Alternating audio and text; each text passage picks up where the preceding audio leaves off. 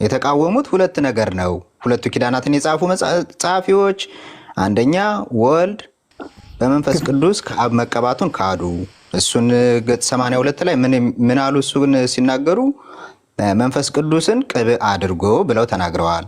አይ እሱ ብቻ ደግሞ አይደለም፣ ወልድ ደግሞ መቀባቱን አብ ቀቢ መሆኑን መንፈስ ቅዱስ ቅብዕ ነው የሚለውን መካዳቸውን ደግሞ ከፍ ብለው ምን ብለዋል? እንደነርሱ አባባል አብን ቀባኢ ወልድን ተቀባይ መንፈስ ቅዱስን ቅብዕ አድርገውታል ብለው የተናገሩትን አሳይቻለሁ። ስለዚህ ሁለት ነገር ነው የተቃወሙት።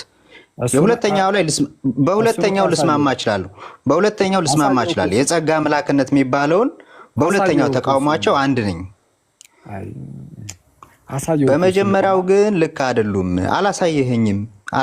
ሁለቱን እንትን ማለታቸውን አሁን እስቲ አሁን አውጥተን እናንብበው። እንደ ጋይስ አንዴ እስቲ ኮሜንት ላይ ሊና አንዴ እስቲ ደግሞ ያሳየን የሚል ሰው ካለ የተወሰነ ሰዎች ካሉ ችግር የለም።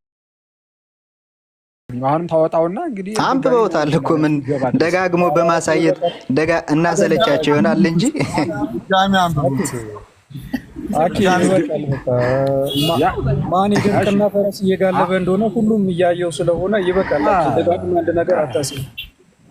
አይ አዎ ልክ ነህ። በቃ በነገራችን ላይ አኬ በጣም ቴንኪው ልል የምፈልገው ይህንን በማመን ብቻ በመንፈስ ቅዱስ ተቀብቷል ብለህ ማመን። ግን አሁን ይህንን ከተዋህዶ ጋር ነው የምታያይዘው።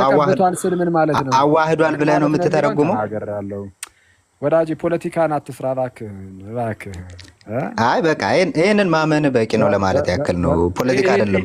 ይህንን ሐዋርያውን ብሎታል፣ እኛም እንለዋለን። ግን እንደዛ ስንል ምን እያልን ነው የሚለውን ኦርቶዶክሳዊ መረዳት እንሰጠዋለን። እሺ ምን ማለት ነው? ምን ማለት ነው? ውይይቴ ላይ ተናግሬያለሁ። ምንም በቃ በቂ የሆነ ነገር ታስቀምጫለሁ። ምን ማለት ነው? እስኪ አሁን ለእኔ ንገረኝ። በቂ ነው ምንም አያስፈልግም። ምን ማለት ይላል? እየሰማኝ አልነበረም ማለት ነው ሳወራ ቅድም? አረ እሺ አዋህዷል ማለት ነው። አሁን መንፈስ ቅዱስ ወልድ ተቀብቷል ማለት ተዋህዷል ማለት ነው። አንዴ መልስልኝ። አሁን ካልከው ተነስቼ ልጠይቅህ። ጨረስን በቃ። ከዚህ በላይ ተዋህዷል ማለት ነው። ወልድ ተቀብቷል ማለት ተዋህዷል ማለት ነው። ቅባት መሲህ ክርስቶስነት ተዋህዶነት ነው። ይሄንን ክርስቶስ ማለት ተዋህዶ እንደሆነ በጣም በርካታ የሊቃውንት መጽሐፍት የሃይማኖት አበው ክፍሎችን እያወጡ ላሳዩ ይችላሉ። ወዳጄ አሁን መቀባት አንዴ አሁን እኔ አንተን መጠየቅ አሁን በቃ ነገርከኝ እኮ። አሁን መቀባት ማለት ነው የሚለውን ማስረጃ ልታሳየኝ ነው። ማዋሃድ ማለት ነው አልከኝ። አንዴ ወዳጄ እኔ አሁን በጣም እየተመኘሁ ያለሁት ዝም ብለህ በእኛ ሜዳ ላይ ለመሽከርከር ብቻ እየሞከርክ እንደሆነ ነው። እስቲ መቀባት ምንድን ነው ለአንተ? ኦኬ አሁን ካልከው ከተዋህዶ ነው ካልከው ልጀምር። ችግር የለም። ማንሳት አልፈለክም፣ ማውራት አልፈለክም። በዚህ ተዋህዶ ነው አልከኝ አይደል? በዚህ ባነሳው ላይ ማውራት አትፈልግም። በቂ አውርተናል። አሁን ወደ ስራ ልመለስ። አየኔ ስራ ስላለኝ ወደ ስራ ይመለሳለሁ። ከዚህ በላይ እንግዲህ ምንም ልተባበር አልችልም። አሁን አንተ አይተባል የሆነ ውስጥ የተጎዳው ነገር ስላለ እሷን ለማከም ነው አንዴ የምትለኝ አስሬ። ምን ተጎድቼ ነው? አኬ ምን ለመጉዳት አስብ ያደረግከው ነገር አለ እንዴ? ጥያቄ አለ እያለች ነው። ፈቃደኛ ናችሁ? ኤቨን ኤቨን ጥያቄ አኬ የምጠይቀው ጥያቄ እያለች ነው። እሺ አንድ ጥያቄ ከሌላ ሰው ልቀበል። ኤቨን ጥያቄ ልጠይቅ እያለች ነው። እዮባ መዝሙር ግን እንትኔን አቋርጠውኝ ነው ሲስ ያቆምኩት ታውቃለህ አይደል? ጀምሬ ተቋርጬ ነው ያቆምኩት። ቢያንስ አንድ ደቂቃ ይሰጠኝና ማጠቃለያ ሰጥተናል። በቂ ውይይት አድርገናል። እሱን ተማርበት። አሁን ግባና ዩቲዩብ ላይ ስለሚለቁት እሱን ሰማና ኧረ ችግር የለም ችግር የለም። እዚህ በጣም ደስተኛ ከሆንክ በቂ ነው ጌታ። ኧረ መቀጠል ግን እፈልጋለሁ። ያው ካልፈለግ ችግር የለም። እኔ አሁን በጣም ሳቲስፋይድ ሆኛለሁ በውይይቱ። በጣም ሳቲስፋይድ ስለሆንኩኝ እኔ ከዚህ በላይ ምንም አያስፈልግም ራሱ ብዬ። ኦኬ ሌሎችም ይማሩ ሌሎችም እንዲማሩ እንቀጥል። ሄቨን መሰልቸት ብቻ ነው። ሄቨን ከኦንሊ ጂሰስ ስለሆነች እሷንም ከኦንሊ ጂሰስ ከእነሱ ትምህርት አንጻር የምጠይቀኝ ነገር ካለ እዚህ ጉዳይ ላይ አንዴ እሱን መልሼ ልውጣ። በጣም እየተጠበቅኩ ነው፣ እየተፈለኩ ነው። አይኖ ቆይ አንዴ። እሺ አቡ ይቅርታ፣ ቆይ አንዴ ሄቨንን እንትን ለበላትና አቡ አስገባለሁ ድጋሚ።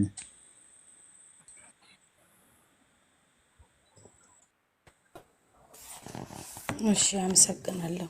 ሰላም ብያለሁ። ቅድም ጥያቄ ጠይቄ ነበር በሌላኛው ሳይድ መቀባት የሚለው ትርጉም ንጉስ እንደሚሾመው አይደለም ከተባለ መንፈስ ቅዱስ አካል ያለው ራሱን የቻለ አምላክ ነው ተብሎም ስለሚታመን በእናንተ እምነት መንፈስ ቅዱስ ቀባው ስትሉ ምን እያላችሁ እንደሆነ ምን እስቲ ያስረዳኝ አኬ።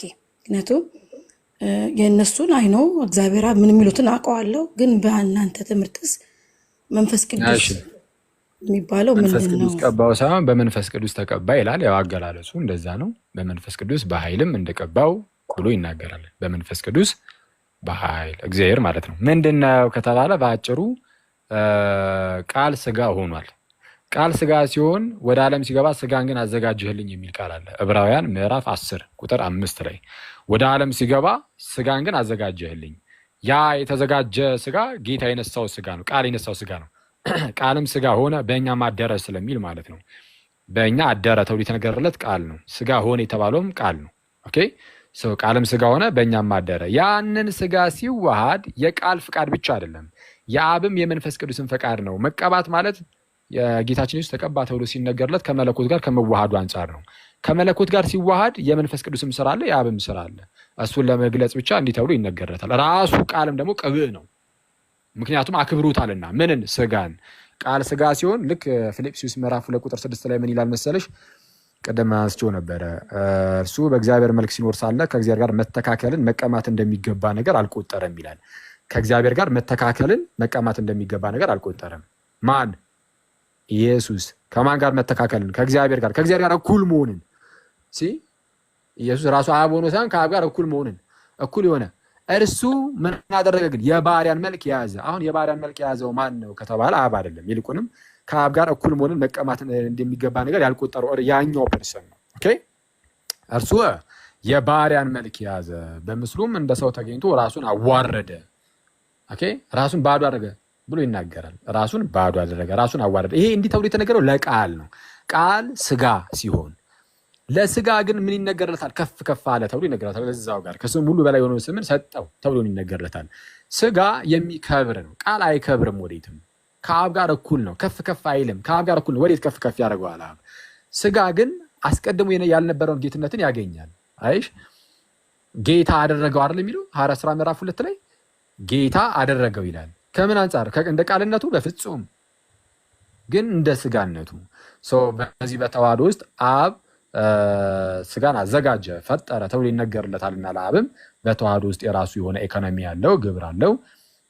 ከዛ አንጻር እንዲህ ተብሎ ተነገረለት እና ይሄ በተዋህዶ ውስጥ ያለውን የመንፈስ ቅዱስን ስራ ያብን ስራ የሚያሳይ እንጂ እንደው ልክ በዳዊት ላይ እንደፈሰሰው ያለ በነገስታት ላይ እንደሚፈስ ያለ ዘይቱ ማነው ቅባቱ ነው።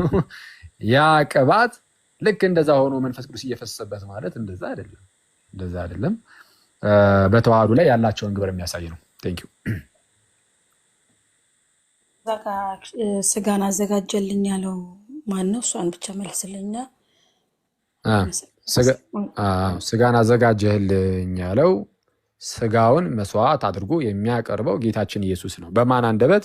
አስቀድሞ በነቢዩ በዳዊት አንደበት ምን ይላል? አንዴ ስለዚህ ዳዊት ነው ያለው ማለት ነው አይደለ? አንዴ በነቢዩ በዳዊት አንደበት ለጌታችን ኢየሱስ ቀጥታ የተነገረው ልክ መዝሙር ምዕራፍ 20 ምዕራፍ 21 ምዕራፍ 22 ያው የሴፕቱዌጀንት እና የማዘር ቴክስቱ ይቀያየራል። ምዕራፉ ምዕራፍ 21 እና ምዕራፍ 22 ምዕራፍ 21 ወይም በቅንፍ ምዕራፍ 22 እዛ ላይ ምን እንደሚለው እጆቼና እግሮቼን ቸነከሩኝ በቀሚሴ ምጣጣጣሉ ሲል ዳዊት ተቸንክሮ አይደለም እጁ ግን ቀጥታ ለማን ይነገራል? ለጌታችን ኢየሱስ።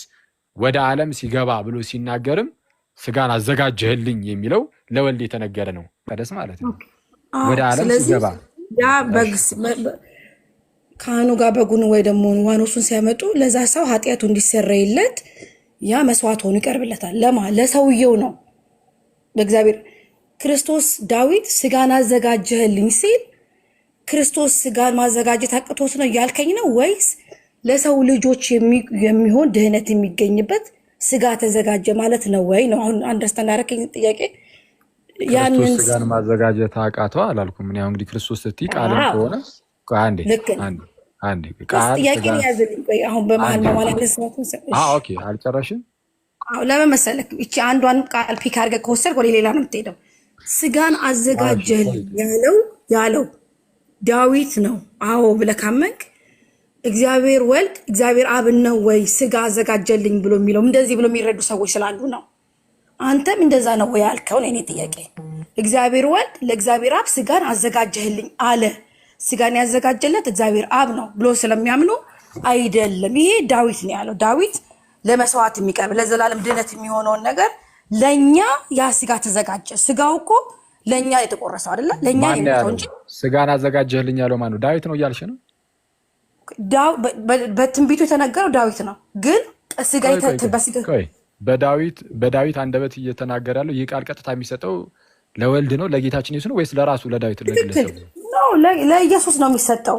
ግን ስጋን አዘጋጀ ወደ ዓለም ሲገባ ያለው ዳዊትን ነው ወይስ ጌታ ኢየሱስን ነው? ኢየሱስን ነው እንጂ ወደ ዓለም ሲገባ ያለው። በቃ አንዴ እሺ፣ ወደ ዓለም ሲገባ የሚለው ኢየሱስን ከሆነ ወደ ዓለም ሲገባ መስዋዕትና መባን አልወደድክም፣ ስጋን ግን አዘጋጀህልኝ፣ በሙሉ በሚቃጠል መስዋዕትና ስለ ኃጢአት በሚሰዋ መስዋዕት ደስ አላለህም።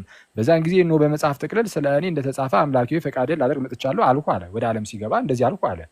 ስለዚህ ኢየሱስ ነው ያለው አይደለም። ይህንን የተናገረው ዳዊት ነው። ግን ይሄ ምን ማለት ቆይ አንዴ ቆንጂት፣ ወደ ዓለም ሲገባ የተባለው ኢየሱስ ነው ብለሽኛል አይደል?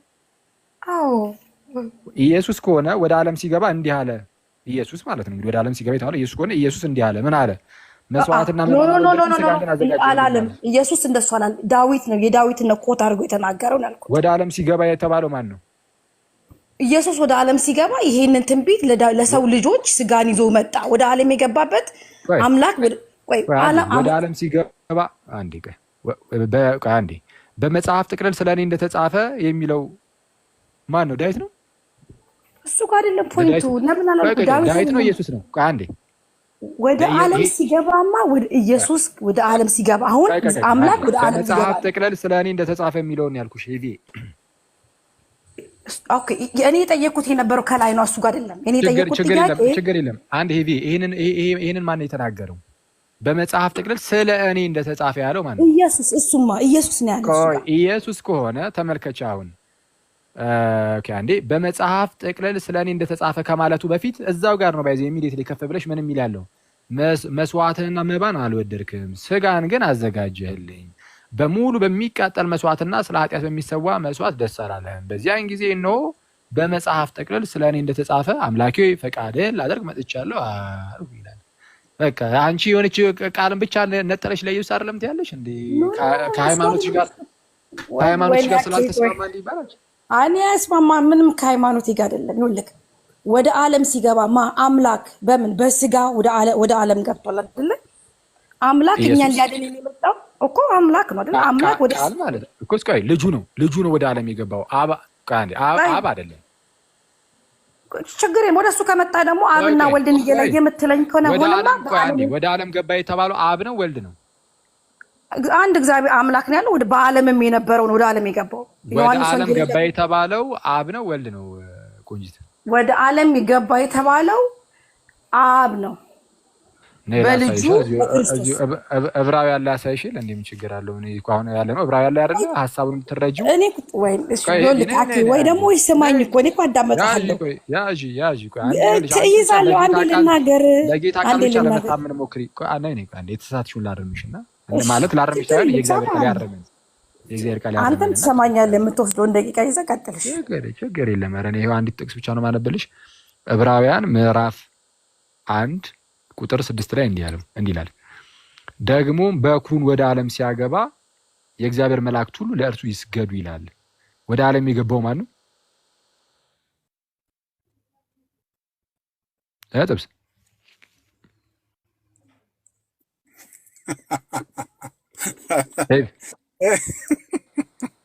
አረ ምንድን ነው የሚያስቅህ? ሲስ ደግሞ ጉድ ከባድ ነው።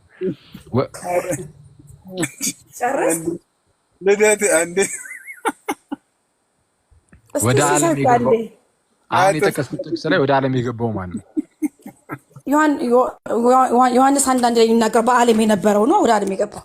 አሁን ያነበብኩት ጥቅስ ላይ ወደ ዓለም ገባ የተባለው ነው። አንድ ጥቅስ ላይ ስላነበብክ መጀመሪያ ዮሐንስ ነግሮናል። ይሄ ቆይ ችግር የለም። አሁን አንድ ጥቅስ ላይ ብቻ አይደለም ባይዘው። እሺ ወደ ዓለም የገባው በኩሩ ነው፣ ልጅ ነው፣ ወልድ ነው። እዛው ዕብራውያን ምዕራፍ 10 ላይ ነው ልውሰድሻ። እዛው ላይ ቀጥልሽ ግልጽ ያደርገዋል እኮ። እኔ ምን ትሰማኛለህ? ለመስማት እድል ስጥ። ችግር የለም። እሺ ስለዚህ ወደ ዓለም ሲገባ ይላል። ተመልከች፣ ወደ ዓለም የገባው አብ ነው ብለሻል። አሁን ቀጣይ የሚናገረው አብ ነው ያስብላል። አብ ከሆነ እንዲህ ይላል፣ መስዋዕትና መባን አልወደድክም። አብ ማንን ነው እንደዚህ የሚለው? ስጋን ግን አዘጋጀህልኝ፣ በሙሉ በሚቃጠል መስዋዕትና ስለ ኃጢአት በሚሰዋ መስዋዕት ደስ አላለህም። በዚያን ጊዜ እነሆ በመጽሐፍ ጥቅልል ስለ እኔ እንደተጻፈ አምላኬ ሆይ ፈቃድህን ላደርግ መጥቻለሁ አለ። በመጽሐፍ ጥቅልል ስለ እኔ እንደተጻፈ የሚለው ኢየሱስ ነው ብለሽኛል። በመጽሐፍ ጥቅልል ስለ እኔ እንደተጻፈ የሚለው ኢየሱስ ነው ብለሽኛል። ኢየሱስ ምን አለ? አምላኬ ሆይ ፈቃድህን ላደርግ መጥቻለሁ አለ። ማንን ያለው? አብን። ስለዚህ ወደ ዓለም የገባው ማን ነው? ወልድ። ያ ግልጽ አይደለም? ልናገር በጣም ግልጽ ነው። እንዴት እንደሆነ ሰማሁህ ስታነበው መረዳት እኮ ነው። መጽሐፉ የሚለው ዮሐንስ ወንጌል ስታነበው ከእግዚአብሔር የተላከ ሰምቻለሁ። እሱ ቁጥር 9 ላይ ምን ይላል? ለሰው ሁሉ የሚያበራ እውነተኛ ብርሃን ወደ ዓለም ይመጣ ነበረ፣ በዓለምም ነበረ፣ ይሄው የነበረው ነው የመጣው። ወደ ዓለም ሲገባ ቃል ስጋ ከሆነ በኋላ ዓለም ይሄ አሁን ወደ መታየት በሚዳሰስ ነው። በዓለም ውስጥ የገባው በስጋ ነው የመጣው። አምላካችን እግዚአብሔር በስጋ ወደ ዓለም ገባ እንላለን። መጣ። አሁን ከመሰማት የነበረው የማይታየው አምላክ በመታየት ደረጃ መጣ ነው የምንለው። ስለዚህ ወደ ዓለም የገባው በምንድን ነው? በስጋ ነው የገባው። ለዚህ ነው በስጋ ተገልጦ በነቢያት የተመሰከረው፣ ለመላእክት የታየው። ይሄ ግን ስጋው ይሄ ልጅ የሚለው ወይ ደግሞ ጌታ የሚባለው ስጋው ማለት ነው። ስጋው ለእኛ መስዋዕት ሊቀርብ ነው የመጣው እንጂ ለእግዚአብሔር ምንም እኛን ሊያድነን እስከመጣ ድረስ በክርስቶስ ሆኖ ያዳነን እግዚአብሔር ራሱ ነው። በምን ወደ ዓለም ሲገባ ምን አዘጋጀ? ስጋን አዘጋጅቶ መጥቷል ነው የምልህ እንጂ ልጁ ካልከኝ አብና መንፈስ ቅዱስስ ወደ ዓለም ሳይገቡን ያዳኑን ይሄ የሚባል የተለያየ ጥያቄ ሊነሳ ይችላል። እሱን ራስህ ልትመልሰው ትችላለህ። ዋናው የኔ ጥያቄ የነበረው ግን ዋናው ፖይንቱ ምንድነው? ስጋን አዘጋጀህልኝ ያለው ዳዊት ለራሱ ነው። ለምን ምትል በዛ ስጋ ነው ሰዎች ድህነት የሚያገኙት እንጂ እግዚአብሔር አብ ለእግዚአብሔር ወልድ ስጋን አዘጋጀለት እያለ አይደለም ያልኩት እኔ። እግዚአብሔር ወደዚህ ዓለም ገብቷል። በምን? በስጋ። አመሰግናለሁ። እሺ ወደ ዕብራውያን ቀጥታ ከመሄዴ በፊት ዮሐንስ ወንጌል ላይ ትንሽ ልልሻለሁ። ዮሐንስ ወንጌል ላይ በዓለም የነበረው ነው የመጣው ብለሻል። አዎ በዓለም ነበረ፣ ዓለምም በእርሱ ሆነ ይላል። ዓለምም በእርሱ ሆነ በማን? በቃል። ከላይ ጀምሮ ስለ ቃል ሲናገር በመጀመሪያ ቃል ነበረ፣ ቃልም በእግዚአብሔር ዘንድ ነበረ፣ ቃልም እግዚአብሔር ነበረ ብሎ አስቀድሞ ተናግሯል። በመጀመሪያ ቃል እንደነበረ፣ ቃልም ደግሞ በእግዚአብሔር ዘንድ እንደነበረ ወይም ቃልም ከእግዚአብሔር ጋር ነበረ ይላል። ቃልም ከእግዚአብሔር ጋር ነበረ። in the word was with God ብሎ ይናገራል። ቃል ከእግዚአብሔር ጋር ነበረ ካለ በኋላ ያ ከእግዚአብሔር ጋር ነበረ የተባለለት ቃል መጥቶ ስጋ ሆነ፣ በእኛም አደረ፣ ጸጋና እውነትንም የተመላ ነው። አንድ ልጅም ከአባቱ ዘንድ እንዳለ ያለውን ክብሩን አየን ተብሎ ተነገረ። መቼ? ከእግዚአብሔር ጋር የነበረው ወይም በእግዚአብሔር ዘንድ የነበረው ያ ቃል በስጋ የተገለጠው ማን ነው ከተባለ የእግዚአብሔር ቃል። ያ የእግዚአብሔር ቃል ደግሞ እግዚአብሔር ስለተባለ እግዚአብሔር በስጋ ተገለጠ ተብሎ ይነገርለታል። ይህንን ለመረዳት አሁን የተነሳው ዮሐንስ ወንጌል ምዕራፍ 1 ቁጥር 1 አይደለ? ራሱ ዮሐንስ መልእክትን ደግሞ ጽፏል። በመጀመሪያ መልእክቱ ምዕራፍ 1 ቁጥር 1 ላይ ሄደን እንመልከተው። ስለ ቃል የተናገሩ ነገር ስላለ እዛ ጋር በደንብ ያስረዳል። በመጀመሪያ መልእክቱ ምዕራፍ 1 ቁጥር 1 ላይ እንዲህ ይላል፣ ስለ ሕይወት ቃል ከመጀመሪያ የነበረውንና የሰማነውን በዓይኖቻችንም ያየነውን የተመለከትነውን እጆቻችን የሚዳስሱትን እናወራለን አለ። ስለማን? ስለ ሕይወት ቃል። መቼ የነበረውን? ከመጀመሪያ የነበረውን። ወንጌሉ ላይ ምን ነበር ያለው? በመጀመሪያ ማን ነበር? ቃል ነበር፣ በእርሱም ሕይወት ነበረች ይላል ቁጥር 4 ላይ። በእርሱም ሕይወት ነበረች። ስለዚህ ምን አለ በመልእክቱ ደግሞ? ስለ ሕይወት ቃል ከመጀመሪያ የነበረውንና የሰማነውን በዓይኖቻችንም ያየነውን የተመለከትነውንም እጆቻችንም የዳሰሱትን እናወራለን። ሕይወትም ተገለጠ፣ አይተንማል፣ እንመሰክርማለን። ከአብ ዘንድ የነበረውንም ይላል። ተመልከቺ፣ ከአብ ዘንድ የነበረውንም ለእኛ የተገለጠውን የዘላለምን ሕይወት እናወራላችኋለን። እናንተም ደግሞ ከእኛ ጋር ህብረት እንዲኖራችሁ ያየነውንና የሰማነውን ለእናንተ ደግሞ እናወራላችኋለን። ህብረታችንም ከአባት ጋር ከልጁም ከኢየሱስ ክርስቶስ ጋር ነው ይላል። ማን ተገለጠ አለ? ከአብ ዘንድ የነበረውን ለእኛም የተገለጠውን የዘላለም ሕይወት ይላል። ጌታችን ኢየሱስ ሲናገር እኔ ሕይወት ነኝ አለ። እርሱ ደግሞ በስጋ ተገለጠ፣ አየነው፣ ዳሰስነው አለ ዮሐንስ ሲናገር። የተገለጠው ማን ነው ከተባለ ከአብ ጋር የነበረው። ኦኬ የእግዚአብሔር ልጅ እንደተገለጠ እናውቃለን፣ የዲያብሎስን ስራ ያፈርስ ዘንድ ማለት ተብሎ እንደተነገረ። ኦኬ የማንን የዲያብሎስን ስራ ያፈርስ ዘንድ የእግዚአብሔር ልጅ ተገለጠ። አንቺ ደግሞ የምትይው አይ ራሱ አብ ነው አይደለም። ኢየሱስ እግዚአብሔር ስለሆነ እግዚአብሔር በተባለ ቁጥር አብን ብቻ ስለሆነ በአካል ደረጃ የምታስቢው እንደዛ ሆኖብሽ ነው። ወደ ዕብራውያንም ስንመለስ ዕብራውያን ምዕራፍ 10 ላይ እንግዲህ የሚናገረው ምንድነው? ስለማን ነው አልሽ? እንደው ስለ ዳዊት ነው። የስ ዳዊት ስጋን አዘጋጀህልኝ አለ፣ ምክንያቱም በዛ ስጋ ይድናልና አልሽ። እንደዛ አይደለም ሀሳቡ። እኔ ተረዳሁትን ደግሞ ላይ ከኔ ተረዳሹ ነው ወይስ የመጽሐፍ ነው? ማምነው እምነቴን ነው እንጂ የምናገረው እንዴ ማላምነው ነው። ከሆነ ባይሆን ልጠይቅሽ እስቲ እኔ ማንቺ እንደጠየቅሽኝ ጠይቀኝ። ማቀው ከሆነ መልስልሃል። እሺ ወደ ዓለም ሲገባ የተባለው ኢየሱስ ነው ብለሻል አይደል? አንዴ ከይቅርታ ጋር ግን ብዬ በእውነት የትትና ሁሌም አይወሰድብሽ። ቀጥላችሁ ሁሌ እኔ ያኬ ችግር የለም ለሱ አንተ ቀጥል። አሽሙረኛ ነገር ነው ይልች። እሺ መላስሽ ተሳሰረ ግን ይቪ ኖ ይልክ ያኬ ስለሚያውቅ እኮ ነው። ጭቅጭቅ ሲሳይ ይወዳል ማጨቃጨቅ እና ግዴታ ተጨቃጨቁ አንዳንድ ይወዳል። አረ እንዲህ ስትማሪ እኔ ለመጀመሪያ ጊዜ ነው ያየሁት። እውነት እና አይወሰድብሽ ክርስቶስን ወይ ጉድ። አክሲ የቀጠለ እኔና ይቡ ሰላም ምንድነው ካላጣሏችሁ አልክ እዲ እሺ እንጨቃጨቅለት በቃ ግዴታው ክፈት ዝጋ ማይክል ላውራበት። ኧረ ተው እኮ እንደዚህ ፈልኩ። እሺ ጠይቀኝ። ወደ ዓለም ሲገባ የሚለው ኢየሱስን ነው ብለሽኛል አይደል? ኖ አምላክ ወደ ዓለም ሲገባ ነው። ኢየሱስ ስልኮ አብም ወልድም ነው ብዬ እንደማምን ታውቃለህ መቼም። አንተ አልነግርህም። አምላክ ወደ ዓለም ሲገባ ነው ማለት ነው ትርጉሙ። አምላክም ችግር የለም። ስለዚህ አብ ነው ማለት ነው ወደ ዓለም ሲገባ የተባለለት። ትክክል። አብ ወደ ዓለም ሲገባ። እሺ ወደ ዓለም ሲገባ የተባለው አብ ነው። አሁን አንዴ እንትኑ ላብራውና መጽሐፍ ቅዱሴን እያሳየሁሽ ልጠይቅሽ አንዴ ይቅርታ።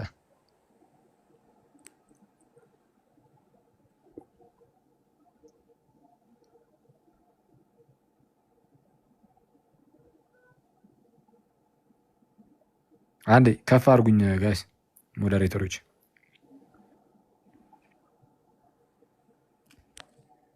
ስለዚህ ወደ ዓለም ሲገባ አብ ነው ብለሽኛል። ወደ ዓለም ሲገባ ይላ ይሄንን ቴክስት ያስቀምጥና እዚህ ጋር ያለውን ይላል አይደል? እዚህ ጋር ይላል። ስለዚህ የሚለው ወደ ዓለም የሚገባው ነው አይደለም? አው ጥያቄ ምንድነው? ጠይቀኝና አንድ ላይ ሐሳብ እኮ ወደ ዓለም የሚገባው ነው የሚለው አይደለም? አይ አንተ ላይ መረዳት ለተለያየ ስለሆነ እኔ እንደሱ ሰላም ቆይ ጥያቄን ብቻ ነው። ወደ ዓለም ሲገባ እንደዚህ ብሎ ተጻፈና እንደዚህ ይላል አለ። ስለዚህ አሁን ወደ ዓለም የሚገባው ነው የሚለው አይደለም? ይሄ ከላይ ተጻፈው በሙሉ እኮ ህጉ ሊመጣ ስላለው አንተ ቅድም ስላብራራው በአንተ መንገድ ነው እያወራኸኝ ያለው። ይሄ መስዋዕትን አልወደድክም። ይሄ የሚቃጠል መስዋዕት በሙሉ የተደረገው ለሰዎች ነው። አሁን ደግሞ እሱን ትቶ ቃሉን ስጋ አድርጎ ወደዚህ ምድር መጣማ እግዚአብሔር ራሱ ለምን ሊታረቀን ብዬ ነው ማምነው። ይሄ ከላይ ተጻፈለት ለማን ነው? ራሱ መስዋዕት የሚቀበል የነበረው አምላክ እንደዚህ ደግሞ በስጋ ተገልጦ ሊመጣ ነው ይላል። ከዚህ በኋላ ምን እንደሆነ አስረዳኝ፣ ጠይቀኝ። እሺ እኮ በስጋ የሚመጣው እርሱ እንደዚህ ይላል ተብሎ ተነገረለት ማለት ነው። እንደዚህ በስጋ የሚመጣው አምላክ እንደዚህ ይላል። እሺ ምን ይላል በስጋ የሚመጣው አምላክ? መስዋዕትና መባን አልወደድክም፣ ስጋን ግን አዘጋጀህልኝ ይላል። ያው በስጋ የሚመጣው አምላክ እንደዚህ አለ፣ ስጋን አዘጋጀህልኝ አለ። ጥሩ ስጋ ተዘጋጀለት እኮ ለራሱ እግዚአብሔር ሊያድንበት የመጣውን ስጋ ብዙ በመጽሐፍ ጥቅልል ተነግሯል በነ ዳዊት አፍ። እሱ በስጋ ሲመጣ የምንድነው ማነው? ሰዎች ነው የሚድኑት እንጂ በስጋ መምጣቱ እኮ አምላካችን እሱን ሊያድን አይደለም፣ እኛን ሊያድነን ነው። ይሄ መስዋዕት በመሰዋት ምን ሌላ ርዕስ አልገባንማ። እዛው ርዕስ ላይ ነን። አልገባንም እኮ ሌላ ርዕስ ላይ ካልገባን መስዋዕትና መባን አልወደድክም፣ ስጋን ግን አዘጋጀህልኝ የሚለው ወደ ዓለም የገባው ነው አልሽኝ። ወደ ዓለም የገባው ማን ነው ስልሽ አምላክ በስጋ ገብቷል አልሽኝ። ስለዚህ አምላክ ነኝ የተናገረው ስጋን አዘጋጀህልኝ ያለው አምላክ ስጋን አዘጋጀልኝ ሲል ማንን ነው እኔም እኮ እንደዛ ነው ዳዊት ነው ያለው ነው እኮ ዳዊት ብሎ ያንን አምጥቶ ነው ኮት ያደረገው ነው የምልህ። አኩሳው አሁን ቆይ አንዴ ዳዊት የተናገረውን ቀጥታ ለእርሱ የምንሰጠው ነው አልሽኝ። ልክ እንደምን አይነት ቃላት ለምሳሌ በቀሚሴ ዕጣ ተጣጣሉ እጆችን ቸነከሩኝ እንደሚሉ አይነት ቃላቶች ለምሳሌ ራሱ ዳዊት እጆቹ ተቸንክረው ሳይሆን ለጌታችን ኢየሱስ ቀጥታ የተነገረ ስለሆነ ነው ብለን እንደምንናገረው ልጠይቅሽ ነበር። አንዴ እኮሳው ልጠይቅሽ እኮ ነው። አሁን እዚህ ጥያቄን በደንብ ቢውል እያደረኩት ነው። ጻድቅህንም መበስበስን ያይ ዘንድ አትሰጠውም ተብሎ እንደተነገረ ይህንም ደግሞ ጴጥሮስ ወሰድ አድርጎ ይኸው ዳዊትንማ በሉ ተመልከቱት እንግዲህ ያው መቃብሩን በእኛ ዘንድ ነው ወንድሞቹ ይህን እንድታውቁ እንደወዳለሁ ብሎ ይህንስ የተናገረው ከኢየሱስ አንጻር ነው ብሎ እንደተናገረ ይህም እንደዛው ነው። ስለዚህ ምንድነው ወደ ሲገባ እሱ ጋር ዳዊት መበስበስን አይም ዘንድ ሲባል ኢየሱስ በስብሶ ይቀራል እያለ ነው ዳዊት። እኛ በመቃብር በሲኦል አንቀርም ብሎ ተስፋቸውን ነበር የሚጠብቁት አይደል እንዴ? በስብሶ ይቀራል አይደለም ያልኩት ነው ተስፋቸውን የሚጠብቁት እና አብርሃም እና ዳዊት አይደሉ ወይ እንጂ ስለየኦኬ ነው ጥያቄን ጠይቀኝ ነው ወስኒ በመሃል እየገባሁ ጠይቀኝ እሱንም ላንብብልሽ ማለት ነው አንብሽ ኖ ተው በቃ ጥያቄን ጠይቅ እዚሁ ላይ አይ በመሃል ስታነሳው በዛው አንፃር ነው እኔም ልናገር የሞከርኩት ተው ይቅርና ጥያቄን ጠይቅ ችግር የለም እሱን አንዴ ላሳይሽና ከዛ አንፃር አድርጌ አስረዳሻለሁ እንደው ጥሩ ነው ካስረዳኝ እኔ ምንድነው እያልኩ እስክታወጣ ድረስ መበስበስን አይ ሲባል አባታችን ዳዊትማ በስብሶ ቀርቷል። ኢየሱስ የሚነገርለት ግን ሰዎች በሲኦል ውስጥ እንደማይቀሩ እግዚአብሔር የገባላቸውን ተስፋ ለና አብርሃም ለና ያዕቆብ በሙሉ ከነበሩበት ሲያፈልሳቸው ከሲኦል ያ በሱ መንገድ የተደረገላቸውን ስራ ነው የሚነገረው እንጂ የኢየሱስ ስጋ መቃብር ውስጥ በስብሶ ይቀራል ብሎ ፈርቶ አይደለም እየተናገረ ያለው ነው። እኔ ሐሳብ ለኢየሱስ አልተነገረም ነው ጭራሽ ይያልሻለሽ ኖ አይደለም ያልኩት። ስማኝ ቆይ መቼም አትሰማም አይደለም እየሰማኝ ነው እየተነገረ ያለው ንግረቱ በሲኦል ዳዊት ስለማን ስለ ክርስቶስ እንዲህ ይላል ምን ይላል በፊቴ አየሁ እንዳልታወቅ በቀኝ ነውና ስለዚህም ልቤን ደስ አለው ልሳኔም ሐሴት አደረገ ደግሞም ስጋዬ በተስፋ ያድራል ነፍሴም በሲኦል አትተዋትምና ቅዱስንም መበስበስን ያይ ዘንድ የጌታችን ከላይ ብለህ እንደዚህ ነው የሚለው ማን ነው የሚለው ነፍሴን በሲኦል አትተዋትም ያለው ማን ነው ጌታችን የኢየሱስ ነፍስ ነው በሲኦል የምትተወው አትተውም ምን ያለው ለምን ይተዋልት ያለሽ ይቡ እኮ ነው ዳዊት እኮ ነው ያለው ዳዊት ነው የኔ ነፍስ በሲኦል አንዴ አንብቤ ልጨርስልሽ ሲጨርስልሽ እኮ ማንነቱን ንገረኝ መጀመሪያ ለማን ነው ኢየሱስ ነው ብዬሻለሁ ይሄ ለኢየሱስ ቀጥታ ሲናገር አንዴ ዳዊት ስለ ራሱ ሲናገር አይደለም ያለው ስለ እርሱ ሲናገር እኮ ነው ያለው አንዴ አስጨርሽኝ እሺ ነፍሴን በሲኦል አትተዋትምና ቅዱስንም መበስበስን ያይ ዘንድ አትሰጠውም ይልና አትሰጠውም የህይወትን መንገድ አስታወቀኝ ከፊት ጋር ደስታን ትመላብኛለህ ወንድሞች ሆይ ስለ አባቶች አለቃ ስለ ዳዊት እንደሞተም እንደተቀበረም ለእናንተ በግልጥ እናገር ዘንድ እንደው ፍቀዱልኝ መቃብሩም እስከዛሬ ይኸው በእኛ ዘንድ ነው ነቢይ ስለሆነ ከወገቡም ፍሬ በዙፋኑ ያስቀምጥ ዘንድ እግዚአብሔር መሐላ እንደማለለት ስላወቀ ስለ ክርስቶስ ትንሣኤ ነፍሱን በሲኦል አትተዋትም አይደል ያለው ስለ ክርስቶስ ትንሣኤ አስቀድሞ አይቶ ነፍሱን በሲኦል እንዳልቀረች ስጋውም መበስበስን እንዳላየ ተናገረ ይህን ኢየሱስን እግዚአብሔር አስነሳው ስለዚህ ነገርኛ ሁላችን ምስክሮች ነን አሁን አመጣው ወይ አሁን ምን እያለ እንደሆነ ተረዳ የዳዊት ነፍስ በሲኦል እንደማትቀር ለምን ክርስቶስ ኢየሱስ እዛው 35 ላይ አንብብ እንጂ የኢየሱስ ነፍስ አይደለም በሲኦል ትቀራለች የተባለው ዳዊት ነው እየተናገረ ያለው ነፍሴን በሲኦል አትተዋትም ለምን 35ንም አነበብክልኝ እኮ ቆይ እኔ አሁን ደግሞ እየተናገርኩ እሺ አውሪ ነው ወደ ልክ ወደጎና ከ31 ጀምሮ ይቅርታ አንተ ያነበብከው ነው ንባቡን ተው ኢየሱስ ክርስቶስ ሞቶ እንደሚነሳ ስለሚያውቅ የሱ ነፍስ የዳዊት ነፍስ በሲኦል እንዳትቀር ነው የተናገረው እንጂ ኢየሱስ ነፍሱ እንዴት ነው በሲኦል የሚቀረው ምን ማለት እንደሆነ ነው አሁን አለ ቀራ አላለም ቀረ እኮ አላለም። ይሄ ዳዊት ስለ ራሱ ነፍስ ነው። እችንም ደግሜ ልጠይቅ፣ ዳዊት ነው ስለ ራሱ ነፍስ ነው ያለው ወይ ስለ ኢየሱስ ነፍስ ነው ያለው? እሺ እዚህ ጋርስ ሄቪያችን ከባድ ሰው። እሺ የተናገረው ስለ ጌታችን ነው፣ ስለ ኢየሱስ ነው። ስለ ጌታችን ማለት ምን ማለት ነው? አሁን ይኸውልህ አክዬ ስለ ጌታችን ማለት ምን ማለት ነው? ስለ ክርስቶስ ማለት ነው። ይሄ ስለ ክርስቶስ፣ ስለ ዳዊትም ጌታዬን ጠላቶችን የእግር መረገጫ እስካደርግልህ ድረስ በቀኜ ተቀመጥ አለው ብሎ እንደተናገረ የእኔ ጌታችን ስል የዳዊትም ጌታ ስለሆነው ስለ መሲሁ የተነገረን በምን አወቅን? እዚሁ ጋር ስላስቀመጠ ፈቃደልኝ ደቂቃ ስጠኝ። በጣም ግን እሺ ፈቅድልሃለሁ። ግን እኔ ጥብሱ ያለ እኛ ይኸውልህ አሁን ለምሳሌ ምንድነው ስጋን አዘጋጀልኝ የሚለው ሰብቱ ኤጀንት ላይ አለ፣ ግን ብዙ ሌሎች ቨርዥኖች ውስጥ የለም። እዛ ክርክር ውስጥ እንደገና ሌላ ቶፒክ ስለማልከፍት አልገባም። ግን ዕብራውያን ላይ ስለተጻፈ ዛስ ፋይን ብዙ አያከራክረንም። እነሱ እሱን ይዘው ስጋ ከሰማይ መጣ የሚለውን ያንን ጀስቲፋይ ለማድረግና ያንን ዶክትሪን ለመስራት ነው የሚጠቀሙበት። ስጋ መጣ ከሰማይ ሙዳ ስጋ ይዞ መጣ እና ከማርያም ምንም አልነሳም የሚለው ትምህርት አላቸው። ኮኔክሽንም አልነበረውም፣ በትብትም አይገናኝም ነበረ የሚለውን ትምህርታቸው እሱን ሰርቫይቭ ለማስደረግ ነው የሚጥሩት። ግን ያው ይሄ ዶክትሪን አሁን ይተውታል። አንቺ የነሱ እናንተ አታውቁም ካልሽ ይሄ ነው ነጩን ነው የሚነገርሽ። ከማርያም ጋር በትብት አይገናኝም ነበረ፣ ከሰማይ ስጋ ሙዳ ስጋ ነው የመጣው ስጋን አዘጋጀልኝ ስለሚል ብላችሁ እሱን ፕሮቴክት ለማድረግ የምትሄዱበት መንገድ ነው።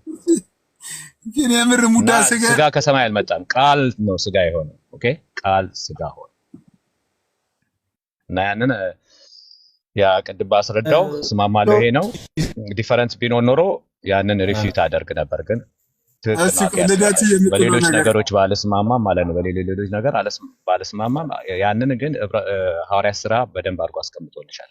አሁን ወደ እኔ ሐሳብ ልግባ። ሄቨን ሚት አድርግና ሐሳቤ ልስጥና ከዛ በኋላ ሌሎች የተወደዱ ወገኖች አሉ፣ እነሱም ደግሞ ሐሳባቸውን ይሰጣሉ። ኢዮባ ወጣቱ አለ፣ ልደተ ቃል አለ፣ ማናቸው አፖስቶሊክ ዲያቆን አሉ፣ ዶክተር ዳኒ አለ፣ ዲያቆን ናቲ አለ፣ የምንወዳቸው ልጆች ሴና አለች እና ሐሳብ ይሰጣሉና አጭር አድርገው። ይሄኔ ቲክቶክ አንድ ከማልወደው ነገር ረጅም ሰዓት የሆነ ሁለት ሰው ይወስዳልና በጣም አድካሚ ነው። አጭር ሰው ሐሳብ ሲሰጥ 5 ሚኒት 10 ሚኒት ኦር 20 ሚኒት መወያያ ሰዓት አድርግና ወደ ሌላ ሽፍት አድርግ።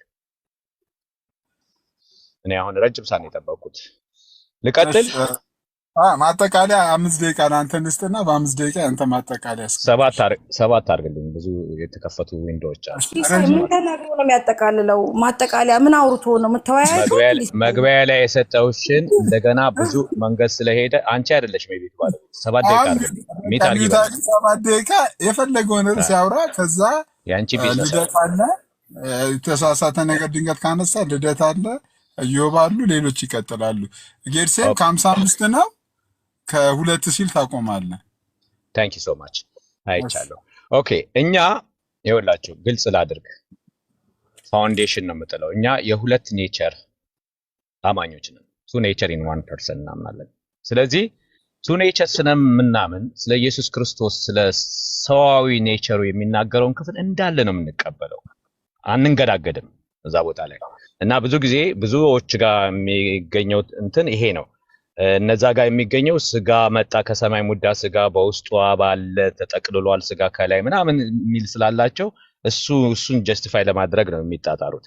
አሁን ወደዛኛው ወደ ክርስቶስ ተቀባው ወደ ቤተ ርዕስ ክርስቶስ ተቀብቷል ወይ ለሚለው እንግዲህ ኢየሱስ ክርስቶስ ማለት ራሱ ትርጉሙ በራሱ መቀባቱን የሚያሳይ ነው ወገኖች፣ ኢየሱስ ክርስቶስ። ምክንያቱም ኢየሱስ ማለት አዳኝ ሲሆን ክርስቶስ ማለት የተቀባ ማለት ነው። መሲህ ማለት የተቀባ ማለት ነው። ይሄንን መዝሙረ ዳዊት 2:2 ላይ ማየት እንችላለን። መዝሙረ ዳዊት 2:2 ላይ ምንድነው የሚለው? መዝሙረ ዳዊት 2:2 ላይ እግዚአብሔር ይርዳኝ እንግዲህ በዛ መዝሙረ ዳዊት 2:2 ላይ አሕዛብ ለምን ያጉረመርማሉ? ወገኖችስ ለምን ከንቱን ይናገራሉ? የምድር ነገስታት ተነሱ፣ አለቆችን በእግዚአብሔርና በመሲሁ ላይ እንዲህ ሲሉ ተማከሩ ይላል። መሲህ አልመሲህ የሚሉት ሙስሊሞች ወይም ደግሞ መሳያ የሚሉት ማለት የተቀባ ማለት ነው። ክርስቶስ ማለት የተቀባ ዘ አኖይንትድ ዋን ማለት ነው። እና ከስሙ ስንነሳ ራሱ ምንም ነገር ድናይ ማድረግ አንችልም። ስሙ ነው። አፍራሽ ነው ምናምን የሚባል ልጅ ተነስቷል። አፍራሽ ማለት ደምሳሽ ነው የምትሉት የሚደመስስ ማለት ነው አይደል? ቡልዶዘር እንደማለት ወይ ቶርኔዶ እንደማለት ወይ ድማሚት እንደማለት ነው። እና ክርስቶስ ማለት የተቀባ ማለት ነው። ኦኬ። እና ሐዋርያት ሥራ ይሄንን ደግሞ እንዴት እንደዚህ ልተረጉመው ቻልከው? እኔ አይደለሁም፣ ሐዋርያቶች ራሳቸው ይሄንን ተቀብለውታል። መሲህ የሚለውን በኦልድ ቴስትመንት በ1000 ቢሲ ዳዊት የተናገረውን ፕሮፌሰር ያደረገውን ነገር እንደዚህ ይናገራሉ ሐዋርያቶች ምን አሉ? ሐዋርያት ሥራ 4:38 ላይ እግዚአብሔር የናዝሬቱ ኢየሱስን በመንፈስ ቅዱስ ኃይልም ቀባው እርሱን አይደለም። እንደውም ኤግዛክትሊ የተናገሩበትን ቦታ ፈልጌ ነበር። ኦኬ ሐዋርያት ሥራ 2 ይሄንን ኤግዛክትሊ ኦኬ እግዚአብሔር የናዝሬቱ ኢየሱስን በመንፈስ ቅዱስ በኃይል ቀባው እርሱም መልካም እያደረገ ለዲያብሎስ የተገዙትን ሁሉ እየፈወሰ ዞረ ይላል። እግዚአብሔር ቀባው ይላል። ማንን? የናዝሬቱን ኢየሱስ። ሁለት ነው የምናየው። አሁን የነ ሄቨንን እንትን ዶክትሪን ፉርሽ ያደርገዋል። እዚህ ጋር እግዚአብሔር ቀቢ ነው፣ የተቀባው ኢየሱስ ክርስቶስ ነው፣ የተቀባው በመንፈስ ቅዱስ ነው። ትሪኒቲን እዚህ ላይ እናያለን፣ እዚህ ቦታ ላይ እናያለን ማለት ነው። እና ያንን በዛ ያሳያል ማለት ነው። ስለዚህ መሲህ የሚለውን ሐዋርያቶች የተቀባ በማለት ተርጉመውታል። እንደውም ሐዋርያት ሥራ 10:38 እሱን ነበር የፈለኩት። 10:38 አሳይቻለሁ። ሶሪ አኖርጋናይዝ ስለሆንኩኝ። እንደገና ስምዖን በትንቢት የተቀባውን እንደሚያይ ትንቢት ተናገረለት፣ ተነግሮኝ ነበር ይላል። በሐዋርያት ሥራ 2:56 ላይ ትንቢት ተነግሮት ነበር፣ ያንን ይጠባበቅ ነበር ይላል። ምንድን ነው የሚለው? ሐዋርያት ሥራ ማነው ሉቃስ 2 ላይ 26 ላይ ከ25 ጀምሮ ባነበው እነሆም በኢየሩሳሌም ስምዖን የሚባል ሰው ነበረ። ይህም ሰው የእስራኤልን መጽናናት ይጠባበቅ ነበረ፣ ጻድቅና ትጉህም ነበረ፣ መንፈስ ቅዱስም በእርሱ ላይ ነበረ። መንፈስ ቅዱስ በእሱ ላይ ስለነበረ 26 ላይ ምን ይላል? በጌታም የተቀባውን ሳያይ ሞትን እንዳያይ በመንፈስ ቅዱስ ተረድቶ ነበር። የትንቢት መንፈስ በእሱ ነግሮት ነበር። መሲህ በዘመናት መካከል የተነገረለት መሲህ፣ ዓለምን የሚያድን መሲህ በዓይኑ እንደሚያየው ኢሳይያስ በድፍረት በ740 ቢሲ እነሆ ድንግል ትጸንሳለች፣ ስሙን ወንድ ልጅ ትወልዳለች፣ ስሙን አማኑኤል እግዚአብሔር ከኛ ጋር ትለዋለች የተባለውን በማቴዎስ የተነገረውን በማቴዎስ የተረጎመውን ያንን ሊታመን አእምሮ ሊያምነው የማይችለውን ነገር ለስምዖን ተነግሮት ነበር። የተቀባውን ክርስቶስን ማለት ነው። ክርስቶስን ወይም መሲህን እንደሚያይ ተናግሮ ነበር። ለዚህ ነው አንተ ነህ ወይ እያሉ ብዙ ጊዜ ይጠይቁት የነበረ፣ ምክንያቱም ተነግሮ ስለነበረ ማለት ነው። ስለዚህ ጌታችን ኢየሱስ ክርስቶስ የተቀባ መሲህ ነው። ስለ ጌታ ኢየሱስ ክርስቶስ መጽሐፍ ቅዱስ የሚለውን ቅድም ተናግሬያለሁ። በቁመት በሞገስ እንደገና ደግሞ በዊዝደም በእውቀት ያድግ ነበር እንደኛ። ምክንያቱም ሁለት ኔቸር ስለምናምን ማለት ነው፣ ሰው ስለነበረ ማለት ነው። በለሱ ጋር ሄዶ ረገማት። ፕሪቴንድ አይደለም ያደረገው፣ ኤክስፔክት አድርጎ ነው። ፍሩት ኤክስፔክት አደረገ፣ ሄደ፣ ሲያጣባት ረገማት። ከአብ በስተቀር ልጅ አያውቅም። አንንገዳገድም፣ እዛ ጋር አናውቅም። ሰው የሆነ አምላክ ስለሆነ ማለት ነው፣ ፍጹም እኛን እንደሆነ ስለምናምን መጽሐፍ ቅዱስ የሚለውን ስለምናምን ጌታ ኢየሱስ ክርስቶስ ሌላ ቦታ ላይ እንደውም ምን ይላል? ሌላ ቦታ ላይ አንድ ቀንም እንደውም ሉቃስ 5:17 ላይ አንድ ቀንም ያስተምር ነበር። ከገሊላና ከይሁዳ መንደሮችም ከኢየሩሳሌም መጥተው የነበሩ ፈሪሳውያን የሕግ መምህራን ይቀመጡ ነበር። እርሱም እንዲፈውስ የጌታ ኃይል ሆነለት ይላል። የጌታ ኃይል እንዲፈውስ ሆነለት። ሌላ ስፍራ ደግሞ ማርቆስ 5:30 ላይ ወዲያውም ኢየሱስ ከእርሱ ኃይል እንደወጣ በገዛ ራሱ አውቆ በሕዝቡ መካከል ዘወር ብሎ ልብሴን የዳሰሰ ማን ነው አለ። ይሄንን አንዳንድ ጊዜ ስለተቀባ ነው። ቅድም መግቢያ ላይ መጀመሪያ በሰጠሁት ስለ ዶሲሲዝም ተናግሬያለሁ። ምክንያቱም ኢየሱስ ክርስቶስ የተባለ ሰው ነው የሚሉት ስፔሲፊክ። ናስቲሲዝም፣ ዶሲሲዝም እና ሌላ እንደርሳውት ሶስት ትሪፕል የሆኑ ፎልስ ሪሊጅን ኢን ዘ ቢጊኒንግ ኦፍ ክሪስቲያኒቲ ተነስተው ነበረ እና ዶሲሲዝም ሰው የሆነው ኢየሱስ ተወለደ እና በጥምቀት ክርስቶስ መርጅ አደረገው። ለመሞት ወደ መስቀል ከመሄዱ በፊት ክርስቶስ ተለይቶት ሄደ ወደ ሰማይ የሚል እስልምናን የሚመስል አይነት ትምህርት ያስተምሩ ነበር። አሁንም እንደዛ አይነት ነገር ታያላችሁ። ኢየሱስ ክርስቶስ አምላክ አይደለም፣ ኃይል ወጥቶበት ነው እንደዛ አይደለም። ፍጹም ሰው ፍጹም አምላክ ነው። እና ያንን እነዚህ የሚያስተምሩትን ፈርተን መጽሐፍ ቅዱስ የሚለውን ነገር እንቀበላለን። ጌታችን ኢየሱስ ክርስቶስ ፍጹም ሰው ፍጹም አምላክ ነው፣ በምድር ላይ ተቀብቷል። ይሄ ደግሞ የሚያሳየው ካህናቶች ቅድም ጠቅሰዋለች እንደዛ ማለት ነው ወይ እንደ ነቢያቶች እንደሚቀቡት እንደዛ አኖይንትድ እንደሚሆኑ ዳዊት እንደሚሆነው አለች። እነሱ በዘይት ነበረ፣ ቁስ በሆነው ዘይት ነበር የሚቀቡት። ጌታችን ኢየሱስ ክርስቶስ ግን በመንፈስ ቅዱስ በኃይል ተቀብቷል። ይሄ መጽሐፍ ቅዱስ በግልጽ የሚናገረው ነው። 2 ደቂቃ አልጨረስኩም አለኝ አይደል? ገና 2 ሚኒት አለኝ። እና ይሄ ነው እኛ የምናምነውና እኛ ማናምነውን መተሽ እንደዚህ ይላሉ አትበይ። ታዲያ እንዴት ነው ይሄ ድራማ የሚፈታው ሲባል አይ ዶንት ኖ እንግዲህ ሲፈቱት እናያለን። በተደጋጋሚ ጌታ ኢየሱስ ክርስቶስ ከአባቱ ጋር ያደረገውን ንግግር ሁሉ እንደ ድራማ ነው ልናየው የምንችለው። ኢዮብ ተነስቶ ኢዮብ ሆይ በፊት እንደዚህ በሆነው እያልኩ ስለራሴ ማውራት ማለት ነው። ያየኝ ሰው ከዛ ምን ይላል? ምን ይለኛል? አማኑኤል ቦታ ሊያዝልህ። ከዛ ውጭ ምንም አይለኝም። በተረፈ ግን ጌታ ኢየሱስ ክርስቶስን ምን ብለው ያምናሉ የሚለውን ብቻ ሳይሆን ስላሴን ለመቃወም ከሚያነሱት ሐሳብ ጋር አያይዞ ማየት ይፈልጋል። ስላሴን ለመቃወም ለምሳሌ አካል የለም ይላሉ። ማለት አንድ አካል ነው። ከዛን ቃል አካላዊ አይደለም፣ መንፈስ ቅዱስ አካላዊ አይደለም ይላሉ። አካላዊ ያልሆነው ነገር ግን ሲናገር እንደገና ደግሞ ዓለም ሳይፈጠር እንደነበረ በክብር እንደነበረም ሲናገር ደግሞ እንመለከታለን። ይሄን ድራማ ያደርገዋል። ቅድም ስለ ስጋ ተነስቷል። ያው እንግዲህ ስጋው ከድንግል ማርያም እንደነሳው መጽሐፍ በስፋት ያስተምራል። ቅድስት ኤልሳቤጥ በመንፈስ ቅዱስ ተመርታ የማህፀንሽ ፍሬ ብላለች። የማህፀን ፍሬ ማለት ከማህፀን የተገኘ ማለት ነው። ዕብራውያን ላይ ደግሞ በሞት ላይ ስልጣን ያለውን እንዲሽር በስጋና በደም ተካፈለ ብሎ ጳውሎስ ይናገራል። የዕብራውያን ጸሐፊ በስጋና በደም ተካፍሏል፣ እንደማ ልጆቹ እንደተካፈሉት ይላል። ስለዚህ ላሳጥረውና ሌሎች ወንድሞችም ስላሉ የጌርሳምም ያልተመቸኝ ሐሳብ አንደኛው ይሄ ነው። እያወቀ አያውቅም የሚመስል ንግግር ከኦል ጂሰስም ደግሞ ኦል ጂሰስ መጽሐፍ ቅዱስ ቢይዙ ሙስሊማዊ አስተምሮ ይበዛበታል እና ቢስተልኝ። ኦኬ ከማን ጋር ትሄዳለህ? እኔ መጀመሪያ ልጠይቅ፣ ከዛ በኋላ ከእሷ ጋር ትሄዳለህ። እኔና ዮቤ ጥያቄ ካላችሁ ስላልኩ ተቀምጠዋል። ኦኬ አንድ የረዥም ሰዓት የቆዩ ሰዎች ስላሉ እሺ ልደትሻ ሁላችሁንም ቃለ ሕይወት ያሰማልን። ከወንድማችን አኬ ጀምሮ እስከ መጨረሻው ሀሳብ የሰጣችሁትን ሁላችሁንም ቃለ ሕይወት ያሰማልን። ኦል ጂሰሱ ላይ እንግዲህ ተነስቷል። በሱ ዙሪያ ላይ ያን ያህል ማነሳው ነገር የለኝም። እሱ ላይ ተነስቷል። ተቀባ የሚለውም ነገር ላይ ወይም ደግሞ ቅባት ከሚለው ጋር ሀሳብ ላይ አኬ ተናግሮታል። የቤተክርስቲያናችን እምነት የምናምንበት እንደሆነ ጥቂት ነገር ልናገር እና እኔም ከዛ ሀሳቤ እንጠቀልላለሁ እና በዚህ በዕብራውያን መልእክት ምዕራፍ 1 ቁጥር 9 ላይ እንደዚህ የሚል ቃል አለ።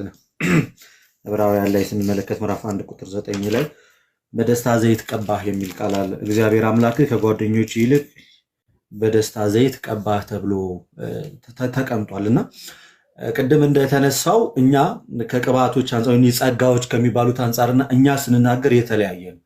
በእኛ አስተምሮ መሰረት አብ ቀቢ፣ መንፈስ ቅዱስ ቅባት፣ ወልድ ተቀቢ የሚል አስተምሮ አይደለም ያለን።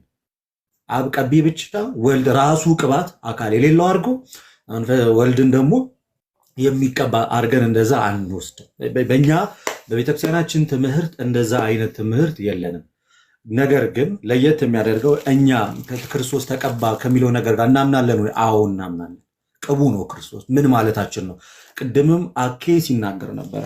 እንዲህ ይላል፣ በደስታ ዘይት ቀባህ ማለት ይላል። አሁን ማነብላችሁ የቤተክርስቲያናችን ሊቅ የሆኑት አባት ያዘጋጁትን የሰዋስወ ብርሃን ቅዱስ ጳውሎስ መንፈሳዊ ኮሌጅ መምህር የሆኑትን መጋቤ ስቡህ አዳምጤ እሳቸው እዚህ ክፍል ላይ ከሃይማኖት አበውም ከቤተክርስቲያናችን ትምህርት የተውጣጣ ነገርን አስቀምጠውልናል። እናምናለን የሚለውን ነገር እንዲያዝልኝ ስለምፈልግ ነው። በደስታ ዘይት ቀባህ ማለት በአምላክነት ክብር አከበረ ማለት ነው። ይህም የተነገረው ከእመቤታችን የነሳውን ስጋ አምላክ መሆኑን ለመንገር ነው። እኛ በተዋህዶ ነው የምናምነው። እንደዚህ ብለው አያምኑም ሌሎቹ። ቅባት የሚሉት በዚህ ልክ አይደለም የሚያምኑት። እኛ በቤተክርስቲያናችን አስተምሮ መሰረት ተቀባ ብለን የምናምነው ማንን ነው ማለት ነው? ስጋን። ቀቢን ደግሞ አብን ብቻ ወልድን ብቻ መንፈስ ቅዱስን ብቻ አይደለም የምናደርገው። ቀባ የሚል ቀቢውን ማንን ነው? መለኮት ነው። መለኮት ነው። ያ ምን ማለት ነው? አካላዊ ቃል ይከብር ዘንድ ማንም ምንም ነገር ሊሰጠው አይችልም። ቃልን ሊቀባው የሚችል ምንም አይነት ነገር ቃል ሊቀባ ተቀብቶ ክብር ሊያገኝ ከፍ ሊል ሊሾም ወይም ደግሞ የሆነ ቦታ ላይ ሊመጣ የሚል የቤተክርስቲያን ትምህርት የለም። ቃል ማንም ሊቀባው አይችልም። ቃልን ማንም ሊቀባው አይችልም። እሱ ራሱ ቀቢ ነው። ያ ማለት እሱ ራሱ አክባሪ ነው። ስጋ የከበረው ከቃል ጋር እንደመዋሃዱ ነው። ስጋ ክብርን ያገኘው ከፍ ከፍ ያለው ከመለኮት ጋር ስለተዋሃደ ነው። ሚኒንግ ከአካላዊ ቃል ከወልድ ጋር ምን ስለሆነ ነው ማለት ነው?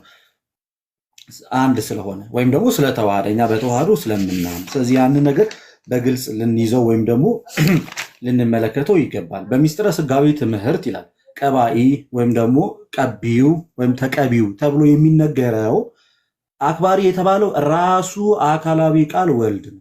ከበረ የተባለው ደግሞ ስጋ ነው። ስለዚህ የሚከብረው በምንድን ነው? በተዋህዶ ነው።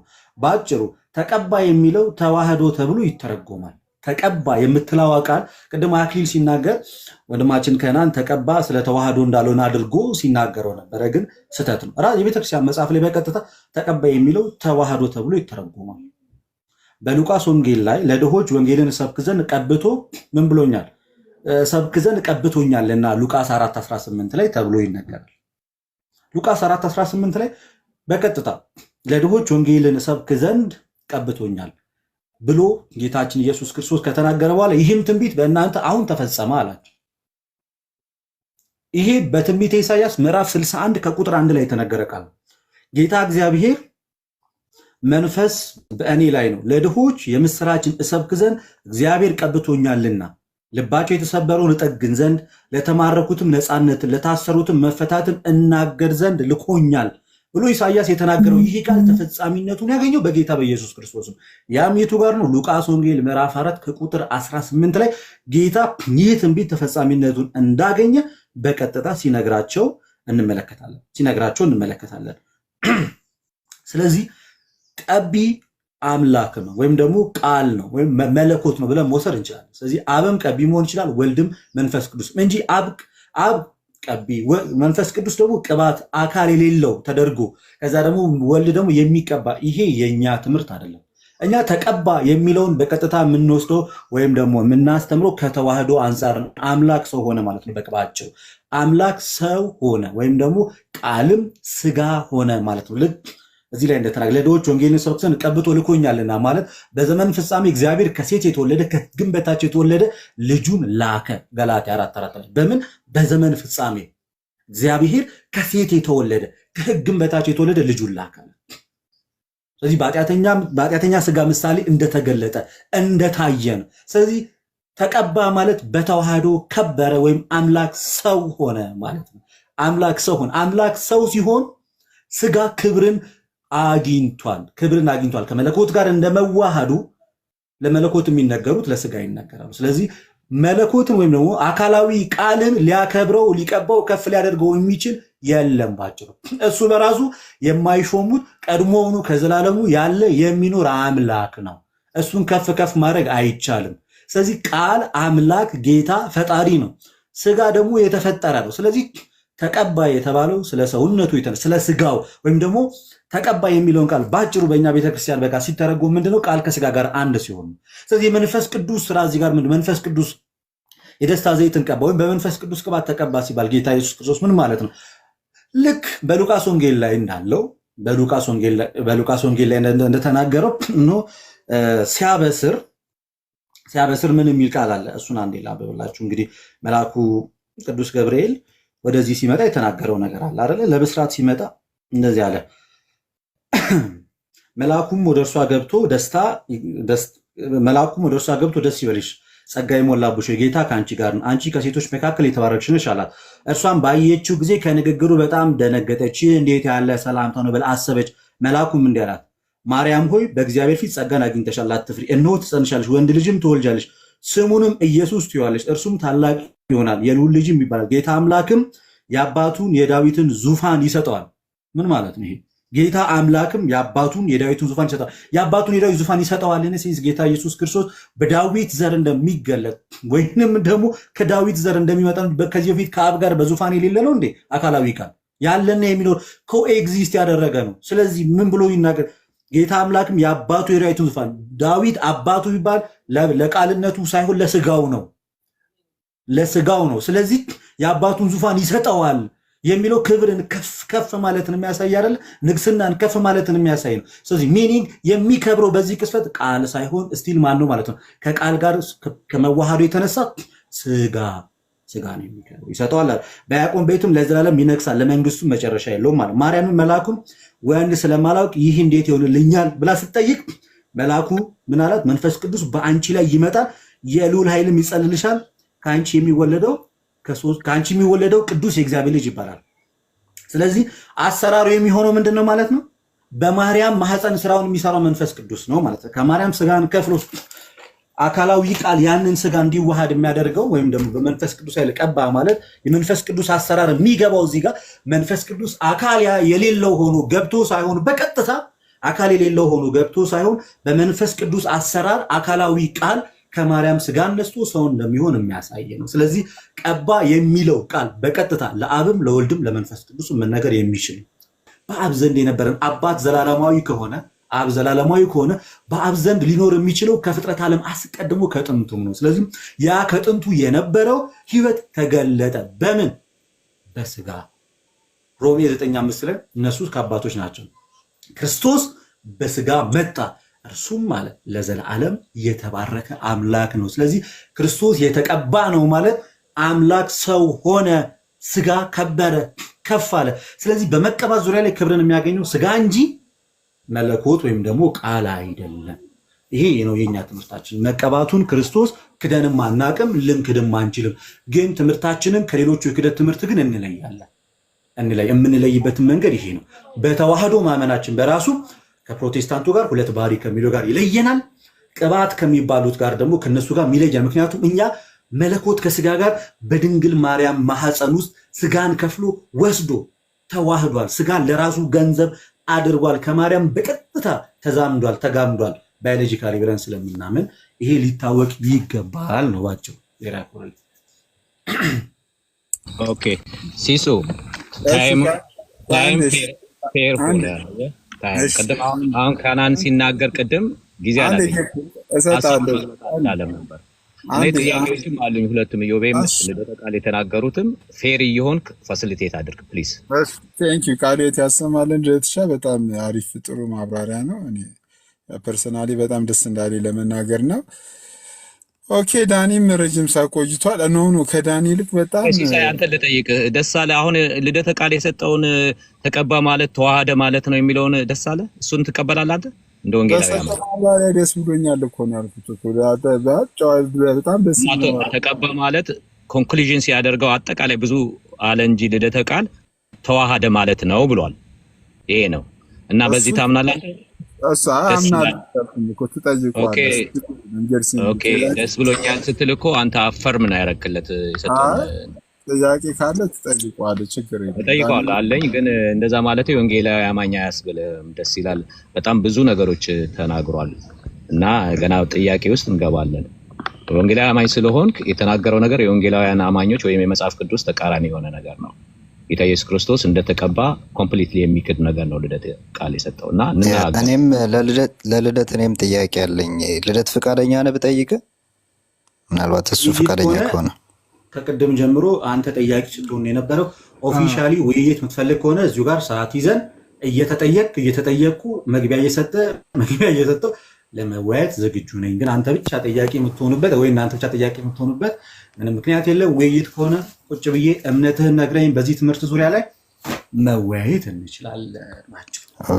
ባልከው ነገር ላይ ግን መጠየቅ አትፈልግም ማለት ነው።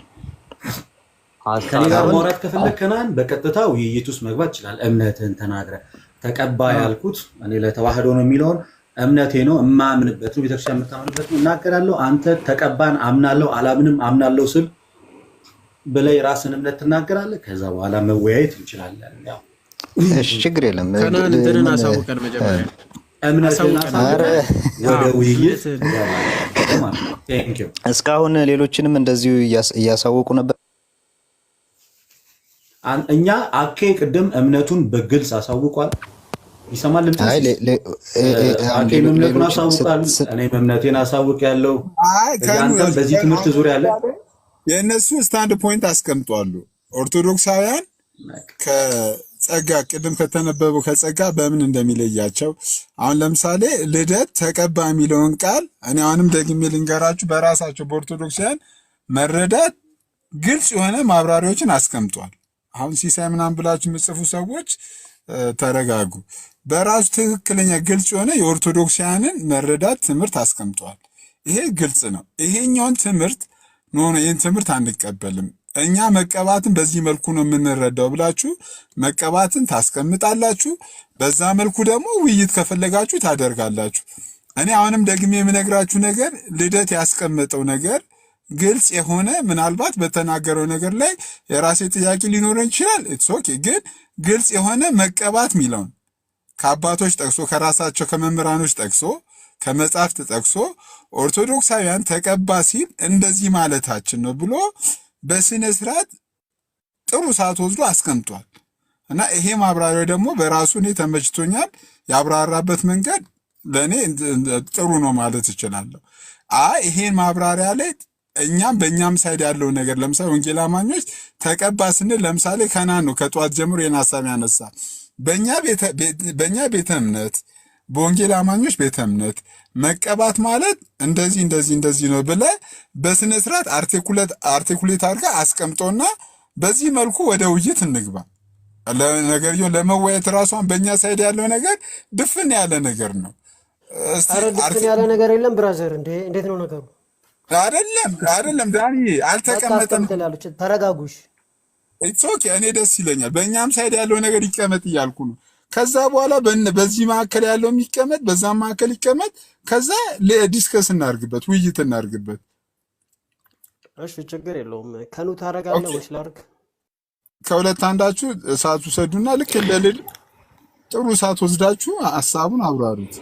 ኦኬ፣ በጣም ጥሩ ጥያቄ ነው። ያንተ እኮ ስህተት ነው ሳይሆን አሁን እያወራንበት ካለ ነው አንጻር አቴንሽን ዳይቨርት ይደረጋል በሚል ነው። ግን መጀመሪያ ከዛ በፊት ግን ልደት ያለው ላይ ብነሳ አሁን ተዋህዶ ማለት ነው ተቀባ ማለት ተዋህዶ ማለት ነው ብሎ ሲናገር ምንድነው? ልደት ካኬ ኮፒ አታርግ። ልደት ተው ካኬ ኮፒ አታርግ። አንተ ኮፒ ያልኩ አይደለም ከሆነ ከግለጽና ወደ ውይይት መግባት እንችላለን። እኛ ካኬ ኮፒ የምታደርገው ጥሩ ነገሮች አሉት ብዙ እነሱን ኮሮጅ ራሱ ጥሩ ነገሮች አሉት እና ከሱ ብዙ ከናን እኔ ልወያይን የመጣሁት እምነትህን ንገረኝና በዚህ ዙሪያ ላይ በሚያለያየን ጉዳይ ላይ አንድ በአንድ እኔ ተናግሬያለሁ በድፍረት የምታምነውን ትናገርና እንወያያለን። አሁን አንናገርም ማለት ሲስ አንናገርም ብለናል እኮ ሚውት እንደዛ ሳይሆን የኔ የተናገርኩት ላይ አሁን ሪፍሌክሽን መስጠት አትችልም። ውይይት ስንጀምር ሪፍሌክሽንን ሐሳብን መስጠት ትችላለህ።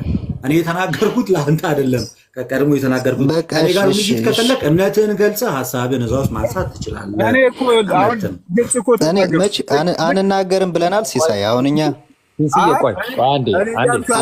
አንናገርም ያልነው ነገር እኮ የለም። አሁን ለምን ማቋረጡ እኮ አስፈላጊ አይደለም። በቃ እሺ እንናገራለን፣ ችግር የለም። ልቀጥል። ሁላችንም ትልቆች አይደለን እንዴ? እምነትን ለመግለጽ ልደት ጂሰስ ክራይስት እኮ ይኸው ስማ፣ አንድ ደቂቃም አልሞላኝም እኮ ቆይ፣ እስካሁን አላወራሁም። እምነትህን አንድ ደቂቃ ያስፈልግህም ወንድሜ። እኔ ጀምሬያለሁ። አንድ ደቂቃ ያስፈልግህም። ጀምሬያለሁ እኔ ኦልሬዲ። ልደት ብለህ አትጀምር ነው በቃ። እምነትህን ለመናገር እንዴ ንግግሬን ችግር አሁን ሚውት አድርግ ፕሊስ ብራዘር። አሁን እኛ አንናገርም ያልነው ነገር የለም፣ እሱን አታስቡ። በቃ ከየት እንደምጀምር ግን መናገር አትችሉም። ከዛ ጀምር ከዚህ ጀምርም እንዴት ነው? ይሄ በጣም ከባድ ነገር እኮ ነው። ከናንዬ ደቂቃን ተጠቅመህ ልክ እንደ ልደት አሁን ክርስቶስ ተቀብቷል የሚለውን ሐሳብ ከመጽሐፍ ቅዱስም ከአባቶችም ከተለያየ መጽሐፍት እየጠቀስ ልክ እንደዚህ እኛ ወንጌል አማኞች መቀባትን በዚህ መልኩ ነው የምናምነው ብለህ ከፈለክ 5 ደቂቃ 7 ደቂቃ አሁን ደቂቃ አንተ ነው ተጠቀም። ወደ 11 አካባቢ ወስዷል። ከናን ወደ 11 ደቂቃ መውሰድ ትችላለህ። ልደት 11 ደቂቃ ተጠቅሟል። እሺ ከናን መቀጠል ትችላለህ። ከሰላሳ መቀጠል። እሺ መጀመሪያ ልደት ካለው ልነሳና አሁን ልደት በጣም ትምህርተ ስጋዌን ማለት በጣም በሚያሳዝን ሁኔታ ጨፈላለቀው ማለት ይቀለኛል። በጌታ በኢየሱስ ክርስቶስ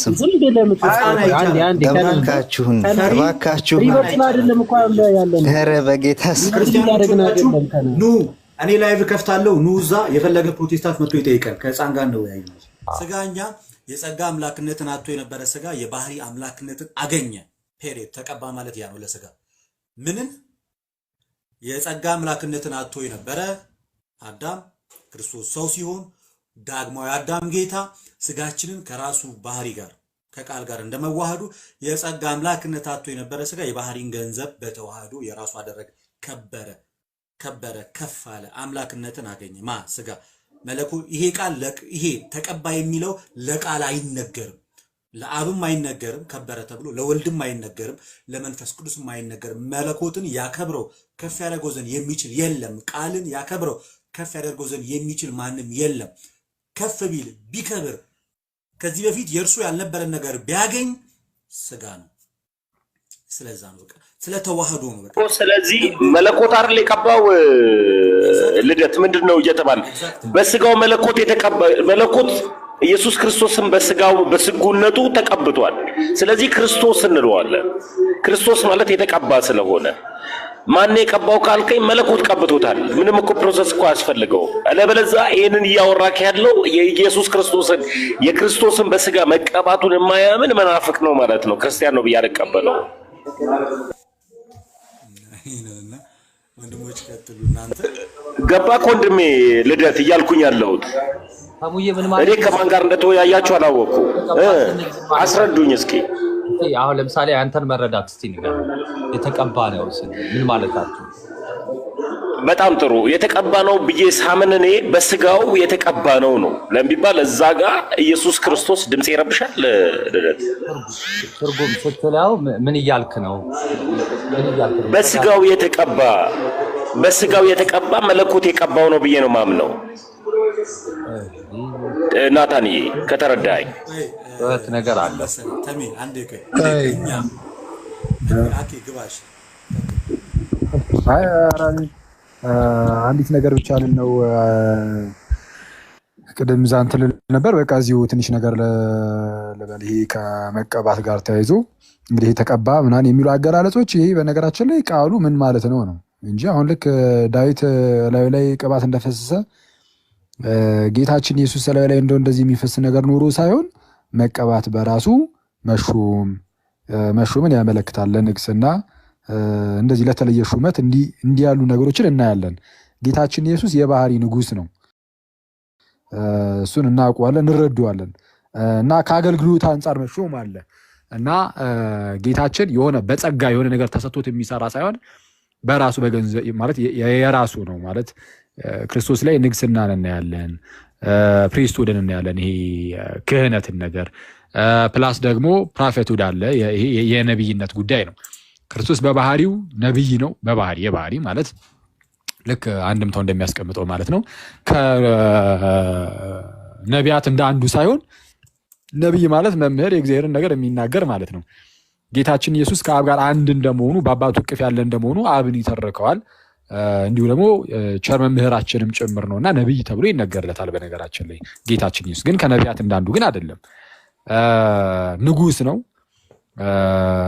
ንግስናም ልክ እንደ ዳዊት ያለ እንደው ዝም ብሎ የጸጋ ንግስናም አይደለም። ሌላው ደግሞ ክህነታዊ ነው። ክህነቱም ልክ እንደና አሮን የሆነ ጊዜያዊ ሳይሆን ዘላለማዊ የሆነ ክህነት ያለው ጌታ ነውና ሊቀ ካህናት ነው ሲባል ልክ አሁን ንስጥሮስ እንዳለው ስጋውን ብቻ ማለት አይደለም። ንስጥሮስ በንስጥሮስና በቄርሎስ መካከል ከነበሩ ክርክሮች ውስጥ አንዱ ንስጥሮስ አይ ምን ሊቀ ካህናት የማይሆነው ስጋው ነው እንጂ ቃል አይደለም ሊቀ ካህናት ይላል። ቅዱስ ቄርሎስ ደግሞ ቃል ስጋ እንደመሆኑ ቃል ስጋ ሲሆን ሊቀ ካህናት ሆኗል። መካከለኛችን የሆነው ስጋ ብቻ አይደለም ስጋ የሆነው አምላክ ነው፣ ስጋ የሆነው ቃል እርሱ መካከለኛ ሆኗል የሚል ነገር ያስቀምጣል። ስለዚህ የእሱ ክህነት ለየት ያለ ነው ማለት ነው።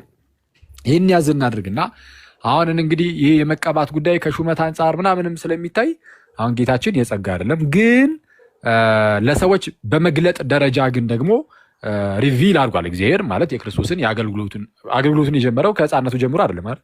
አገልግሎቱን የጀመረው መቼ ነው?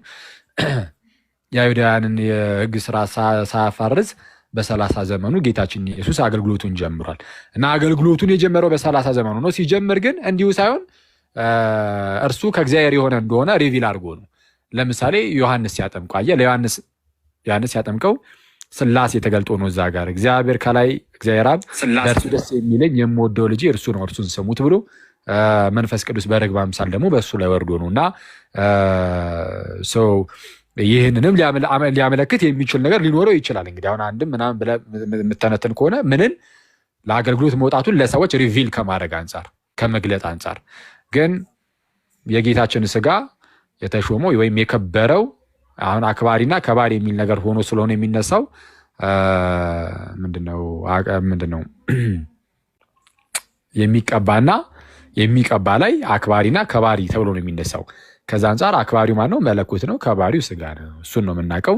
ከአገልግሎት አንጻር ደግሞ ለሰዎች ሪቪል ከመግለጥ አንጻር ይህ ነገርም እንደዚህ ልንመለከተው እንችላለን የሚለውን እንደው ለማሳየት ያህል ነው የገባሁት እና በርቱ፣ ቀጥሉ።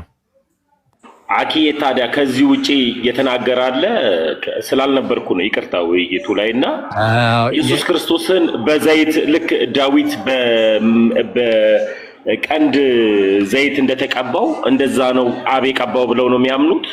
ማን ነው እንደዚህ የተከራከረው? የትኛው ክርስቲያን ነው? አይ እንጃ። እንግዲህ ፕሮቴስታንት ወንድሞች እምነታቸውን አልገለጡም። ስላልገለጡ አሁን ባልገለጡበት ሁኔታ ውስጥ እንዲህ ብሏል ማለት አንችልም።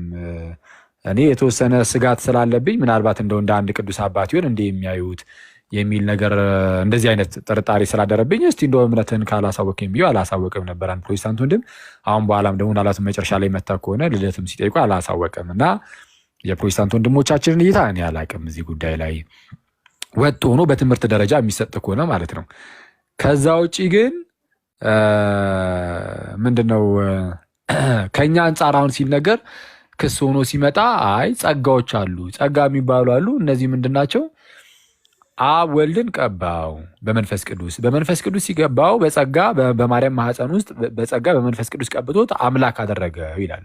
ስለዚህ አምላክ የሆነው በመንፈስ ቅዱስ ተቀብቶ ነው የሚል ነገርን ያስተምራሉ የጸጋ አማኞች ማለት ነው። እና እነሱን በመቃወም መልኩ አይ ከዚህ አንጻር ከሆነ በመንፈስ ቅዱስ ቀባው አምላክ አደረገው እንደዚህ አይነት ነገር የለም ብሎ መልስ ሰጥቷል። እና ከዛ አንጻር ጥያቄ ሆኖ ሲነሳ ስለነበረ እሱን እንደው ለመመለስ ሞከርን እንጂ የፕሮቴስታንት ወንድሞቻችን እምነት እስካሁን ግልጽ አላወጡትም። ተባረክልኝ አኪዬ ተባረክ። ልደትዬ ሲያወራ ደንግጬ ነው የገባሁት የነበረው ስለ መቀባት ሲያወራ ይህንን ያወራ ክርስቲያን ካለ መናፍቅ ነው ብያለሁ። ድንገት አብ ቀቢ መንፈስ ቅዱስ ደግሞ ምንም ኢየሱስ ክርስቶስ ተቀቢ ብሎ የሚያስብ የለም። ክርስቶስ ኢየሱስ በመለኮት የተቀባ ነው፣ በቀንድ የተቀባም አይደለም። መቀባት ማለት ምን ማለት ነው? ልክ ሌሎች ሐዋርያትና ነቢያቶች ወይም ሌላው በብሉይ ኪዳን የተቀቡትን ከሌን ልቀባው እንደተባለው አይደለም። ክርስቶስ በራሱ የተቀባ ነው። ስለዚህ ይሄንን ሊከፋፈል የሚፈልግ በስጋው የተቀባ ነው፣ ቀቢ አካል የለው። ቀቢው መለኮት ነው የምለው። ልደትዬ ሌላ ካለ ከእናንተ ልማር እችላለሁ። ተባረኩ። እስኪ ልደትዬ እዚች ጋር እስኪ ይሄን ነገር አዳርጉበትና ብታብራሩት። ቅዱስ ባሲሊዮስ ዘቂሳርያ የተነገረውን እሱን አዳርጋችሁ ክርስቶስ የሚለውን ስም ወይም ቅቡ የሚለውን ስም ያው ከስላሴ አስተምረው አንጻር የሚነገረውን ቅዱስ ባሲሊዮስ ዘቂሳርያ የተነገረውን እሱንም እንትን ብንለው ከዛ አንጻር ቅድም ነካክተው አልፈሃልና በጣም ብዙ ነገር በጣም ደስ ይል ነበረ።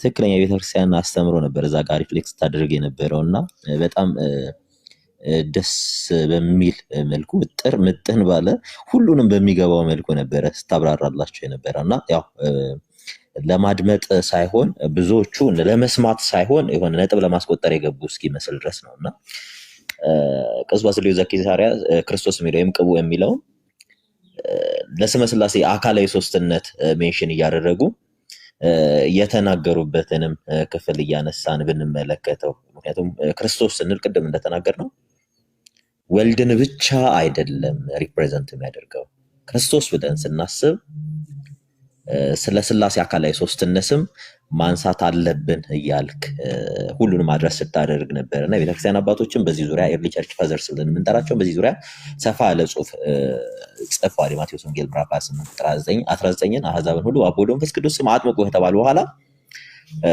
ሐዋርያት ግን በኢየሱስ ክርስቶስ ስም ያጠምቁ እንደነበረ ያው መጽሐፍ ቅዱስም ይናገራል። ኃጢአታችሁ ይሰረይ ዘንድ እያንዳንዳችሁ በኢየሱስ ክርስቶስ ስም ተጠመቁ አላቸው ብሎ ቅዱስ ጴጥሮስ ቅዱስ ጳውሎስ መድኃኒታችን ኢየሱስ ክርስቶስ እንደተናገረው ማለት ነው።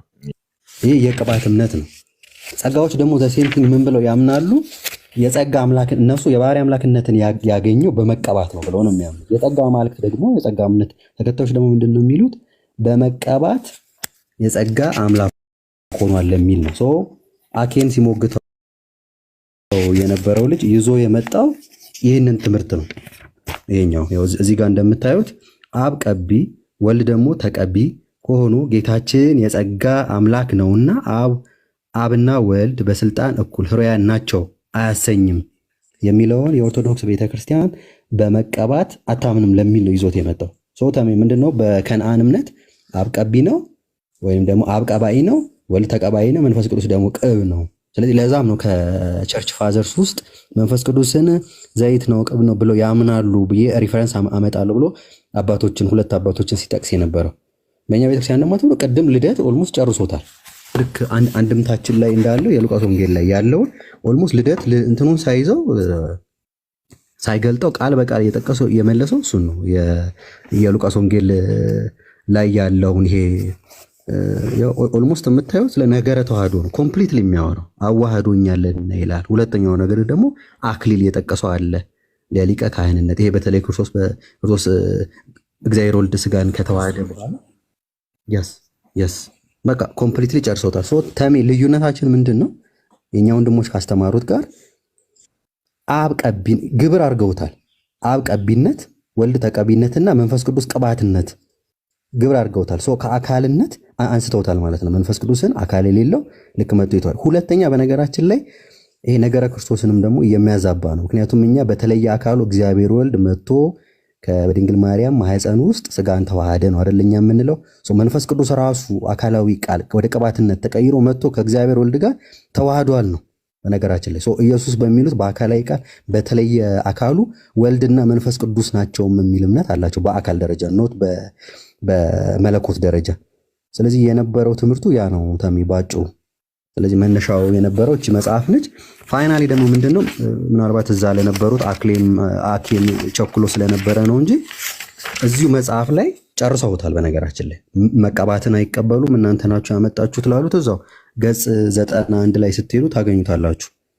ይኸው ተቀባ ማለት ምን ማለት ነው ታዲያ ይላሉ። የቅባትንና የጸጋን አስተምሮ ከመቱት በኋላ ግን ተቀባ የሚለው በኦርቶዶክስ አስተምሮ ወይም ደግሞ ከላይ ለጠቀሱት ትርጓሜ ምንድን ነው ለሚለው ያስቀምጣሉ። እዚህ ጋር ቃልም እግዚአብሔር ነበር እንዲል እርሱ ልዑለ ባህሪ ነው። እርሱ የሌለው ከማንም ሊቀበለው የሚገባው ገንዘብ ምንም የለም፣ የማንም እርዳታ አያሻውም። ስለዚህ ተቀባ ማለት ከበረ ማለት ሲሆን አክባሪውም ራሱ ያ ማለት በመለኮት አንድ ነውና አብ ወልድ መንፈስ ቅዱስ አከበረው ነው። እዚሁ ደግሞ አንድምታችንም ላይ ደግሞ ያለው ዘሴም ቲንግ ነው። ያ መጽሐፉ ነው። አንድምታም ላይ ያው ነው እዚህ ጋር የምታዩት ዘበንቲያሁ ቀባኒ ሲል ስለ ማስተማር ያዋሃደ መንፈስ ቅዱስ ነው እያለ ነው። ስለዚህ በአጭሩ እኛ ተቀባ የሚለውን በዚህ መልኩ ነው እኛ የምንጨርሰው በቤተክርስቲያናችን እንጂ ፕሮቴስታንቶች ጋር በቀላሉ ታሜን እነሱን ስታናገራቸው የሚሆነው ምንድነው? አብ ቀቢ ወልድ ተቀቢ መንፈስ ቅዱስ ቅባት ነው በሚለው ነው ማለት ነው። እሺ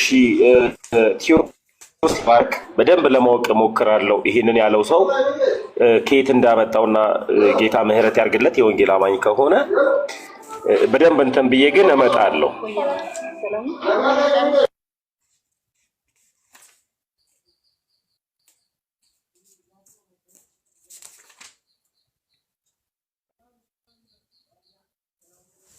ልደት የቢግ ስክሪን ላይ አድርግልኝና አንተ እስከዛ አውጣው ከመንፈስ ቅዱስ አንጻር ጽናተ ተዋሕዶ ላይ ተቀባ የሚለውን እንትን እንዳሉት ሁላችንም እንድናየው ነውና ቅዱስ ጎርጎርዮስ ዘኑሲስ ነው እንትን ያለው ተቀባ በአንጻረ አጣረ መንፈስ ቅዱስን የመንፈስ ቅዱስን አምላክነት ለመረዳት እሳቸው እንዴት አብራሩት የሚለው ነው። ሁላችሁም እዚህ ጋር እንትን ቅዱስ ጎርጎርዮስ ዘኑሲስ ይህን ቃል ተቀባአል በደንብ አስተውሉ።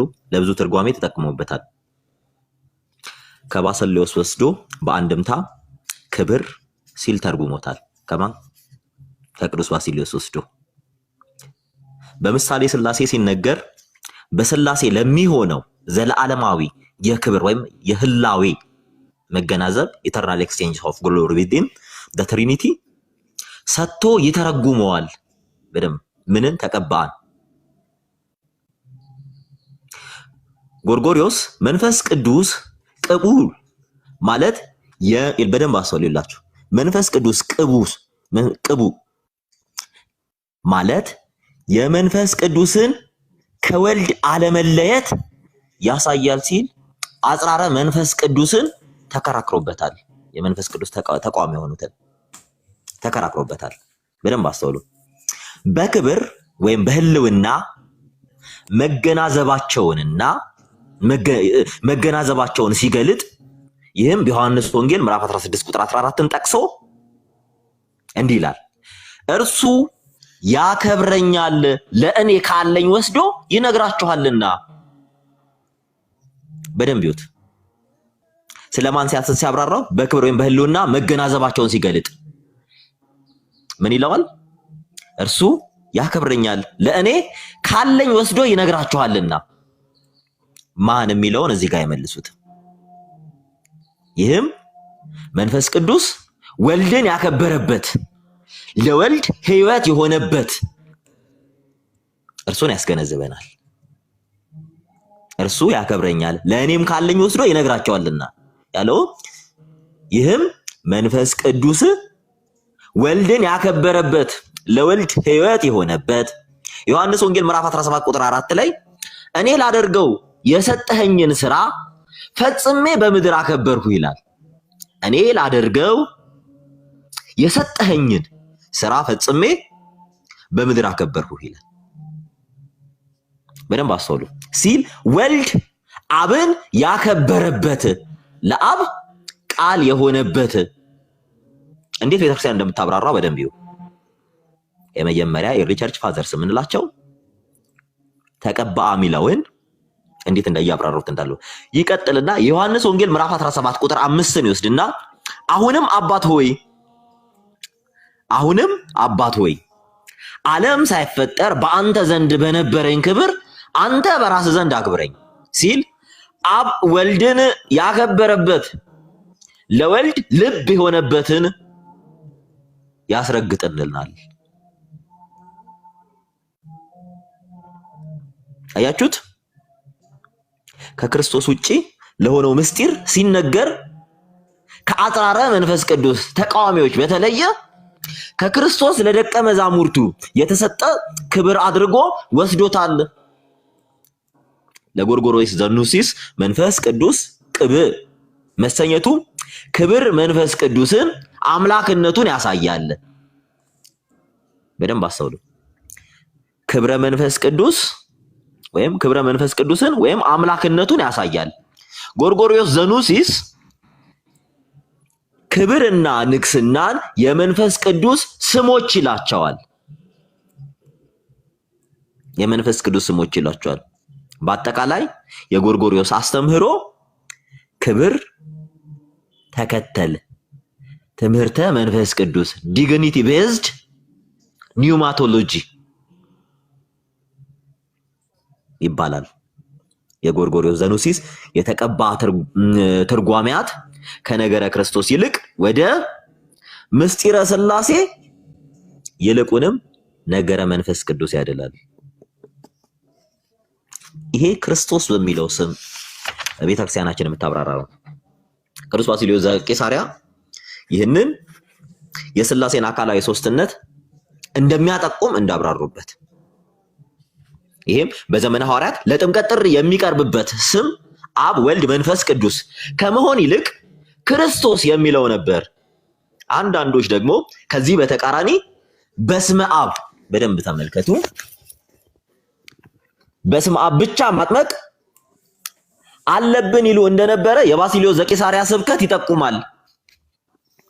ይህም በጌታ የማቴዎስ ወንጌል ምዕራፍ 28 ቁጥር 19 ላይ አህዛብን ሁሉ በአብ ወልድ መንፈስ ቅዱስ ስም አጥምቋቸው የሚል ትእዛዝና በሐዋርያት ገቢራዊ ስርዓተ ጥምቀት መካከል ልዩነት ያለ አስመሰለ። ለዚህም አንዳንዶች በአብ ስም ያጠምቁ ነበር። ይህ የተረዳው ቅዱስ ባስልዮስ ክርስቶስ ስለሚለው ቃል ተከታዩን ማብራሪያ እንዲህ በእንግሊዝኛ ከሰጠ በኋላ እንግሊዝኛውን ከምናነበው አማርኛውን ትርጉሙን እዩት። ደቂቃ ለማሳጠር ሐዋርያት ጥምቀትን ሲያነሱ የአብና የመንፈስ ቅዱስን ስም ደጋግመው በመግደፋቸው ወይም በጸሎት ባለማንሳታቸው ማንም ሊደናገር አይገባም። ማለትም ባለመጥራታቸው፣ መግደፍ የሚለው ሌላ ነገር እንዳያ ባለመጥራታቸው። ነገር ግን ጌታችን ኢየሱስ ክርስቶስ ነገር ግን ጌታችን ኢየሱስ ክርስቶስን ልበሱት እያሉ በሮሜ ምዕራፍ 13 ቁጥር 14 ላይ ደግሞ በጌታችን በኢየሱስ ክርስቶስ የተጠመቀን እኛ ሁላችን በሞቱ እንደተጠመቀን ሁላችሁ ይህን እወቁ እያሉ ሮሜ 6:3 እንዳለ ስመ ክርስቶስን መጥራት ሰጪ ወይም ቀባኢ የሆነውን እግዚአብሔር አብ፣ ተቀባይ የሆነውን ወልድ፣ ቅብዕ የሆነውን መንፈስ ቅዱስን ያሳያልና ጥምቀትን በሚመለከት ቅዱስ መጽሐፍ ነጥቧን ብቻ ነቅሶ ይጠቅሳል። ይህም ለኦንሊ ጂሰሶች ትልቅ ምላሽ ነው። ኦንሊ ጂሰሶች ሐዋርያት በኢየሱስ ክርስቶስ ስም ብቻ አጠመቀ እንጂ በአብ ወልድ መንፈስ ቅዱስ ስም አላጠመቀም ለሚሉት ክርስቶስ የሚለው ስም አካላዊ ሶስትነትን ሜንሽን ያደርጋል ሲሉ የቀደሙ አባቶች ይህን ያብራራሉ። ሉቃስ ወንጌል ምዕራፍ 4 ቁጥር 18 ላይ ያለው ደግሞ በኢሳይያስ ትንቢት የተነገረው ነው። በነገራችን ላይ ጌታ የተናገረው መጽሐፉን ተቀብሉ ማለት ያን መጽሐፉን ያ ሰው ልክ ሲያነብ በዛ መጽሐፉን ሲያነብ ስታነቡት ይህ ትንቢት አሁን ተፈጸማለው አፉን ከፍቶ ያስተምራቸው ጀመረ እንደተባለው ማለት ነው። ስለዚህ ተቀባ የሚለው ሐሳብ እንደ ኦርቶዶክሳዊ እይታ ከምን አንፃር የምናየው የሚለውን ነገር ግልጽ ልናደርገው ይገባል። በሚገባ ልናውቀው የተገባ ነገር ስለሆነ ከምን ጋር ነው የምናያይዘው? አንድ ነገር ላስቀምጥላችሁ። የደስታን ቅባት ማለት ምን ማለት ነው? የባህሪ ክብር ማለት ነው። እኛ የጸጋ አይደለም የባህሪ ክብር ነው። ምክንያቱም በነገራችን ላይ አካላዊ ቃል የኛ ባህሪ የራሱ ባህሪ ሲያደርግ ስጋ ከመለኮት ጋር አንድ እንደመሆኑ የባህሪ አምላክነትን ገንዘቡ አድርጓል። የባህሪ አምላክነትን እንደምታውቁት የባህሪ አምላክነት አስቀድሞ የማን ነበር? የቃል ነው። አምላክነት፣ ፈጣሪነት እነዚህ ነገሮች ሁሉ የማን ናቸው? ገንዘብነት የቃል ናቸው። ስለዚህ ቃልን የባህሪ አምላክ ልናደርገው አንችልም። እሱ አስቀድሞ የባህሪ አምላክ ነው። ከመጀመሪያውም ጀምሮ እሱ የባህሪ አምላክ ነው። ኦኬ፣ እንደዛ ከሆነ ከበረ ወይም ተቀባ ትርጉሞች አሉት። በብሉይ ኪዳን ቅድም አኪ አንስቶታል። ለክህነት አገልግሎት ይቀባሉ። ኦሪት ዘጸአት ላይ ምዕራፍ 30 ከቁጥር 30 ላይ አውጥቼ ላነብላችሁ እችላለሁ። ኦሪት ዘጸአት ላይ ላንብብላችሁ። ተቀባ የሚለው ሐሳብ ከክህነት አንፃርም ይነገራል። ከክህነት አገልግሎት አንፃር ሊነገር ይችላል። ኦሪት ዘጸአት ምዕራፍ 30 ከቁጥር 30 ላይ እንደዚህ ይላል። አንዴ በክህነትም ያገለግሉኝ ዘንድ እግዚአብሔር በክህነትም ያገለግሉኝ ዘንድ አሮንና ልጆቹን ቀባቸው፣ ቀድሳቸው። በምን ያገለግሉኝ ዘንድ?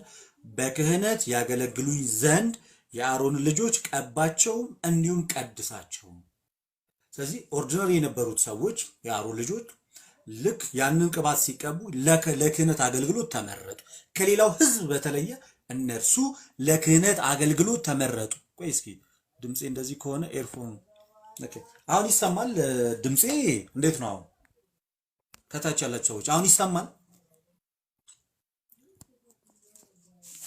ንገሩኝ፣ ይሰማል አሁን? ኦኬ፣ እሺ፣ እንደዛ ከሆነ እንቀጥላለን።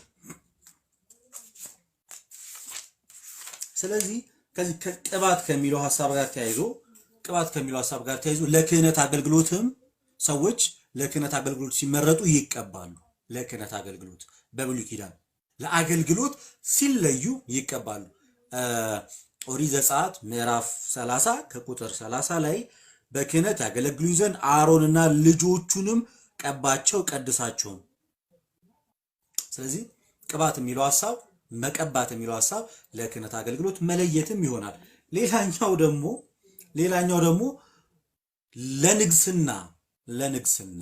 ለንግስናም ሰዎች ከሰው ተመርጠው ይቀባሉ።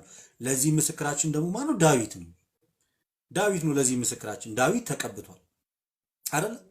ለንግስና ሲሾም በሳሙኤል እጅ ዳዊት ተቀብቷል። ምን ለመሆን? ንጉስ ለመሆን በእስራኤል ላይ ዳዊት ተቀብቷል። ይህንንም አንደኛ ሳሙኤል ምዕራፍ 16 ከቁጥር 13 ላይ ታገኙታላችሁ። አንደኛ ሳሙኤል እሱንም እያነበብኩላችሁ እንሂድ። ሁሉም ነገር መጽሐፍ ቅዱሳዊ ጥቅስ እንዳለው እያወቀ እንድንሄድ መጽሐፈ ሳሙኤል ቀዳማዊ ምዕራፍ 16 ከቁጥር 13 ላይ እንደዚህ የሚል ቃል አለ። ሳሙኤልም የዘይቱን ቀንድ ወስዶ በወንድሞቹ መካከል ቀባው። የእግዚአብሔርን መንፈስ ከዚያን ቀን ጀምሮ በዳዊት ላይ በኃይል መጣ። ሳሙኤልም ተነስቶ ወደ አርማቴ ሄደ። ስለዚህ ከወንድሞቹ መካከል ማን ቀባው? ሳሙኤል። ማንን ቀባው? ዳዊት ለንግስና። ስለዚህ ለክህነት አገልግሎት ይቀባሉ፣ ለንግስና ንጉስ ለመሾም ለሹመት አገልግሎት ይቀባል። ስለዚህ አንድ ሰው ተቀባ ማለት ተሾመ፣ ስልጣን አገኘ፣ ከፍ አለ ማለት እነዚህን ነገሮች ይይዛል። ከዚህ በፊት በነበረው አገልግሎት ማለት ለአገልግሎት ልክ እንደ ነቢያቱ ማለት ነው። ለአገልግሎት ይህንን ነገር ያደርጉታል።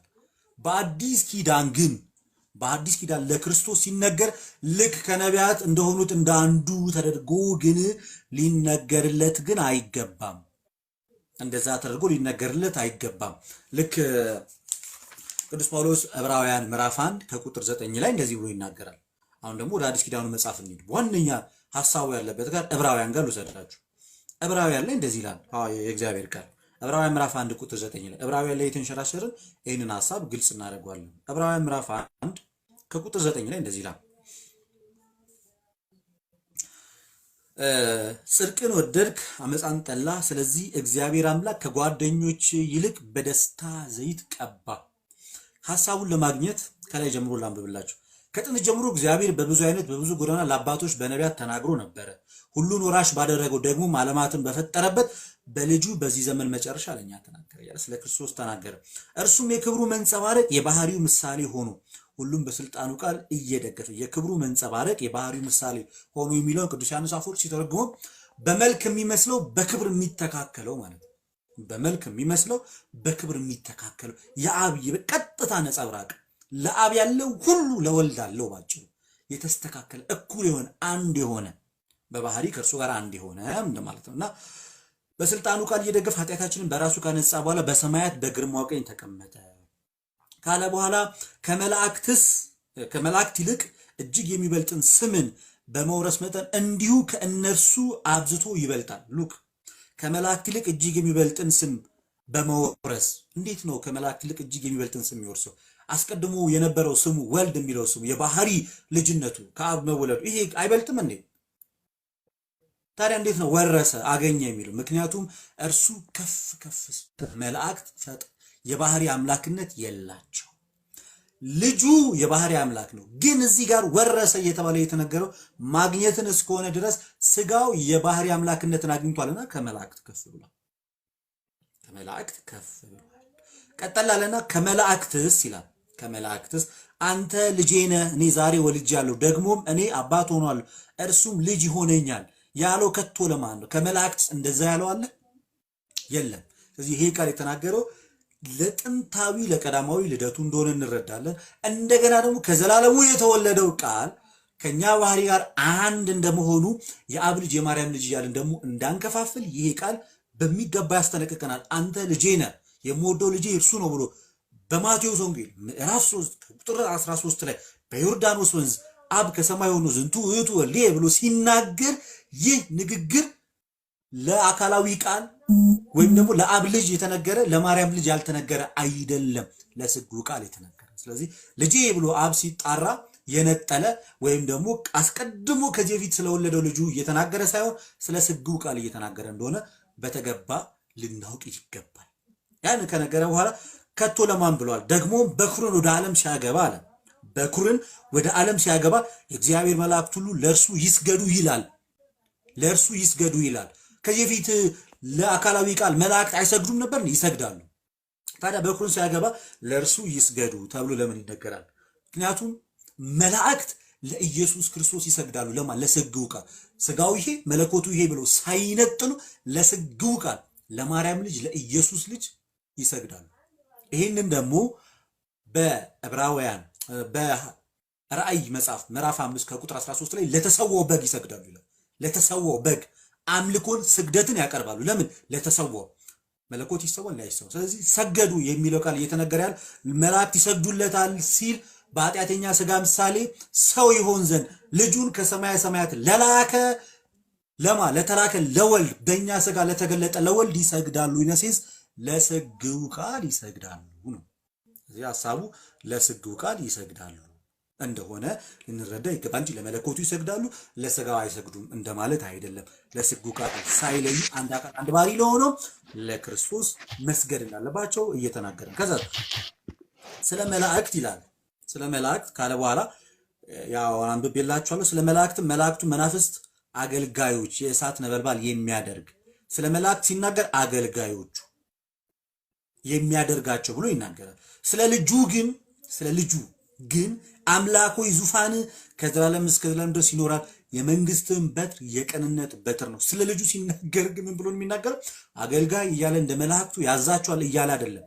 ዙፋን ከዘላለም እስከ ዘላለም ነው። ጽድቅን ወደድክ አመፃን ጠላ። ስለዚህ እግዚአብሔር አምላክም ከጓደኞች ይልቅ በደስታ ዘይት ቀባ። ምን ማለት ነው? ከጓደኞች የሚለውን ሰው ብሎ ይተረጉማል ዮሐንስ አፈወርቅ። ጓደኞች የሚለውን ሰው ከጓደኞች ይልቅ ማለት ከሰው ልጆች ስለመወለዱ ባጭ ከሰማይ ሰማያት ወርዶ ከድንግል ማርያም ስለመወለዱ ጓደኞች ብሎ የተናገረው ወንድሞቹ ብሎ ሊጠራን አላፈረብንም ተብሎ እንደተነገረ ወንድሞቹ ሲል ስለ ሰዎች ስለኛ እየተናገረ እንደሆነ ሁሉ ጓደኞቹ ብሎ በሚናገር ሰዓት ላይ ስለ አብና ስለ መንፈስ ቅዱስ እየተናገረ ሳይሆን ስለ ሰው ልጆች እየተናገረ ነው። ምክንያቱም ክርስቶስን እኛ በምን እንመስለዋለንና በስጋ እንመስለዋለንና እንደ መለኮቱ ከአባቱ ጋር አንድ ነው፣ እንደ ሰውነቱ ደግሞ ከኛ ባህሪ ጋር አንድ ነው። ስለዚህ ወንድሞቹ ብሎ ሊጠራን አላፈረብንም ብሎ የተናገረው በባህሪ መለኮቱ ከአባቱ ጋር አንድ እንደመሆኑ በሰውነቱ ደግሞ ከኛ ጋር አንድ ነውና፣ ስለዚህ ወንድሞቹ ጓደኞቹ ተብሎ ቢጠራ ስለ ሰውነቱ እየተነገረ እንደሆነ ልታውቁት ይገባል ማለት። ስለዚህ ከወንድሞቹ መካከል የደስታ ዘይትን ቀባ የምትለዋ ቃል ስለምን የምትናገርናት ነው ማለት ነው። ባጭሩ ስለ ስግው ቃል አምላክ ሰው ስለመሆኑ እና ደግሞ ስጋም ስለመክበሩ እዚህ ጋር ከጓደኞች ይልቅ በደስታ ዘይት ቀባ ሲናገር መንፈስ ቅዱስን በኢየሱስ ላይ ዝም ብሎ መጥቶ አፈሰሰበት። ወይም ደግሞ ዳዊትን የንግስና ዙፋን እንደቀባው ነቢያት እንደዛ አሮንን ለክህነት እንደቀባው እንደዛ አይነት መቀባት አይደለም። በደስታ ዘይት ቀባ ማለት ነቢያት ጌታችን እንደሚቀባው ወይም ደግሞ ነቢያት እንደተቀቡት ጌታ ኢየሱስ ክርስቶስ ተቀብቷል ማለት አይደለም።